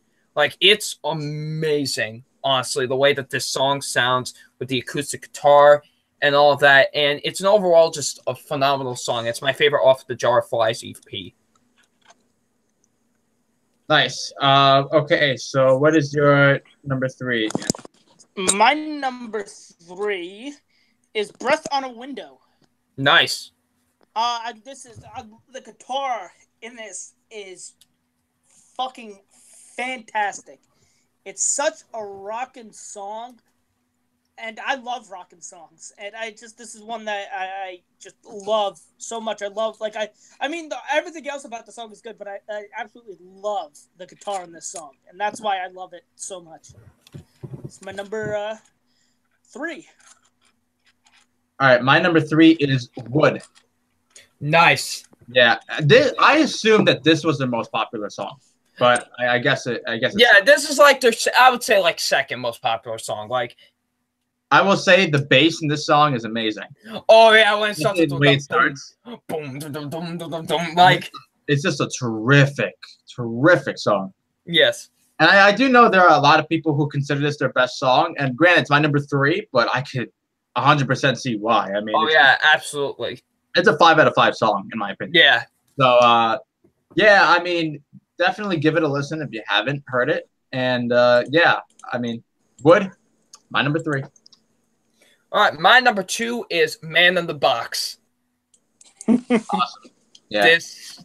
Probably the guitar riff in this is probably my favorite guitar riff of all time. I need to really think about that, but damn, is it amazing. Like, you know, the bam, bam, bam, bam, bam, bam. Like, it's amazing. Like, and it's incredible. Also, I'm surprised Andrew didn't mention this. Tommy Dreamer actually used this as his theme song during Yeah, ECW. you're right. Fuck yeah. You know, I don't know why I didn't fucking make that connection. Like Tommy Dreamer used this as a theme song during his old days in ECW. Yeah, you're right. Damn, how did I not notice that? And it's amazing. Like, I love the lyrics to it. I love it when it goes la la, like, you know, and like the vocal harmonies that just go along with it is amazing. And I love, you know, when he goes Jesus Christ, and you know he's go, will you sew my eyes shut and stuff like that. Like, it's amazing. It's just a perfect song in general. I can see why this is their most popular song, because it's just an overall just perfect song in my opinion, and I love it so much. There's a reason why it was the first one I was introduced to, and it's one that I still come back to multiple times. So yeah, my number 2 is Man in the Box. I fucking knew that sounded fucking familiar. What's your number 2, Andrew? My number 2 is one that you just mentioned, Wood. Yeah. I agree. I like as a guitarist and a bassist, I really appreciate great guitarists and great bass lines. And this is one of those times where I really, really fucking appreciate the bass line in this is brilliant. I fucking love it. It's just the bass line is fantastic. Probably one of the best I've ever heard, to be honest. And yeah, Diego pretty much said it. It's a fantastic song. 5 out of 5 song, and easily one of the best. It's my number 2. My number 2 is a song both of you mentioned, and that is Nutshell. Yes, nice. Nutshell is a very emotional, probably the most emotional song that I've heard. I haven't heard all their songs, but the most emotional that I've heard. And yeah, it's a powerful song too. It's I really, really dug it too when I heard it. I was like, wow, this is just a powerful song. It's very impactful, and it just showcases why Alice in Chains is a really good band. So you guys said it when you guys heard we're talking about it. So yeah, not much to say other than Nutshell is a fantastic song, and it is my number. All right, now we're on to number 1. So Double 9, what's your favorite song by Alice in Chains? My number 1 favorite Alice in Chains song is Angry Chair. Oh, okay. Nice. I love it how the like you hear the drum a little bit, you hear it at first, and then you hear the guitar going and stuff like that. And I just love how subtle it is at first. It's very subtle, you know. Apparently it talks about the what happens with the drug addict when he's on drugs and stuff like that, and what he experiences and stuff like that. So apparently that's what the song talks about and stuff, and you can really tell throughout the lyrics and stuff. And it's really incredible. And then, of course, when we get to the chorus and when he's like, what do I see across it? Like, when you hear the instruments, like, dun, dun, dun, dun, like how it just mixes and all that. Like, it gets really intense and, like, you know, it's like you're strapped to an angry chair while listening to it, honestly. And I just really think there's never been a song by Alice in Chains that really just brings you that intensity and that feel like this song does, honestly. And it's easily my favorite from Alice in Chains. All right, awesome. Andrew, what's your favorite Alice in Chains song? My favorite Alice in Chains song is Low Ceiling. Ooh, nice. This is such, like I said, I really do appreciate and love great guitarist, and this is a fantastic guitar. And not only that, just the harmonization and the singing and just the instrumentation in general is really awesome in this song. And this is a rockin' song, and one that I can rock out to, and one that I just would listen to or will listen to all the time, and one that I can listen to all the time. All right. Nice. My number 1, both you guys mentioned it, Rooster. Oh, nice. Mm-hmm. What I love about this song, actually, what I've read what the song was about, I think the guitarist, it's actually about his father who went to Vietnam War. Oh, I see. Okay, so I was somewhat close. Okay. But the song is about him, but it's very anti the war. Okay. War. So, and I think it's portrayed beautifully what this song is about. And not only that, but I don't just love it because of that, but I love it obviously because, you know, it's just a fucking freaking great song. You know, it's just like everything about it is just really, really phenomenal. And a really good music video too. That goes along with the song extremely well. Yeah, I mean, I just love the way it talks about war. And, you know, when we talk about things like this, there's always there's always a fear that some people might do it in a very preachy way or in a way where you shove it down your throats. And this is not the case at all for this song. They do it in a very perfect way, and a way that, people should go out and listen, and, that they can know what's going on. And I love Rooster for so many reasons. It's just a terrific song. It's one of the songs that, as I was listening to like all these songs, I was like, all these songs are really, really good, but this is the one that, to me, I admire it the most for that. So, yeah, another song that really talks about like anti-war, but does it in not necessarily nice way, but does it in a way where it's not preachy, is "Holiday" by Green Day. I think that's another one that talks about that subject matter very well without like coming off as preachy.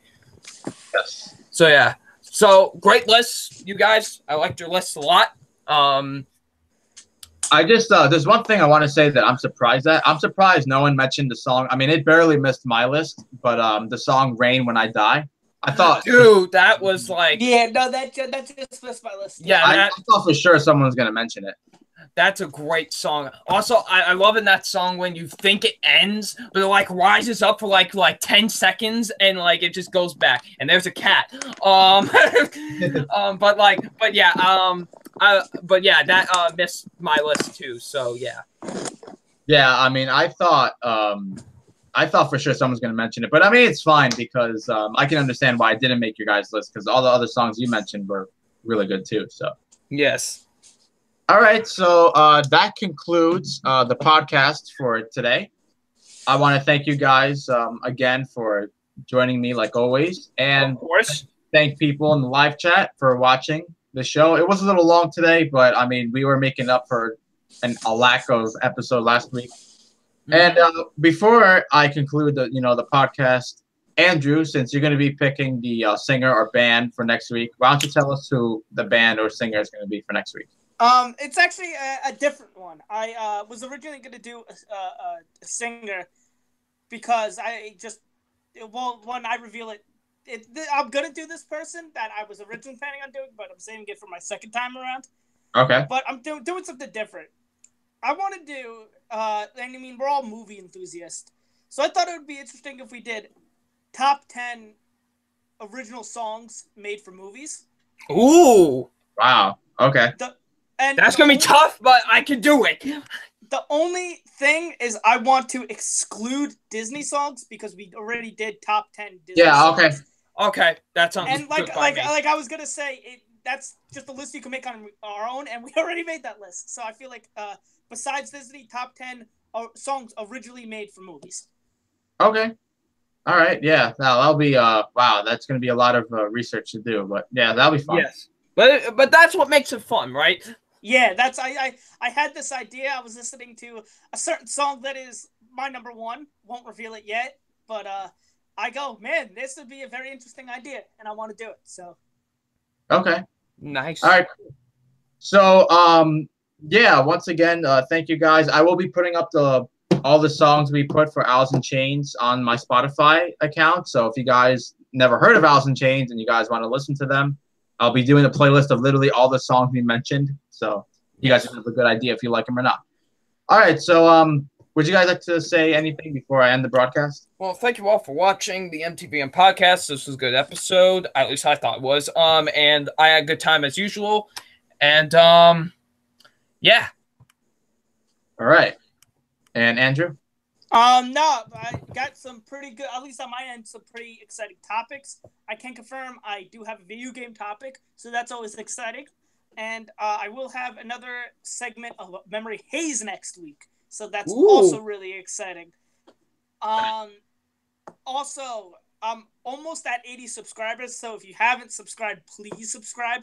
I do want to get to 100 before the year ends. I know it's still early in the year. And even if I don't get to 100, I won't be upset. But it's just a personal goal of mine that I want to be at 100 before the year ends. And I haven't mentioned it in a while. But please, if you haven't subscribed, please go subscribe to my personal channel. It's just Andrew Hayes. Yeah, I'm almost at 80. So I just do regular movie reviews on my channel. So any movie review I really don't do on here is probably going to be on my personal channel. So like, my last one was Truth or Dare, and I did do Avengers. on my other channel. So, and I'm very proud of those reviews because, I feel like I'm getting better at this. So please just go check it out. Yes. All right.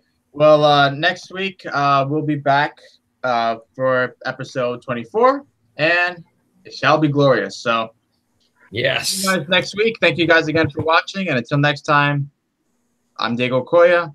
Have a good week. See you guys later. Bye. Bye.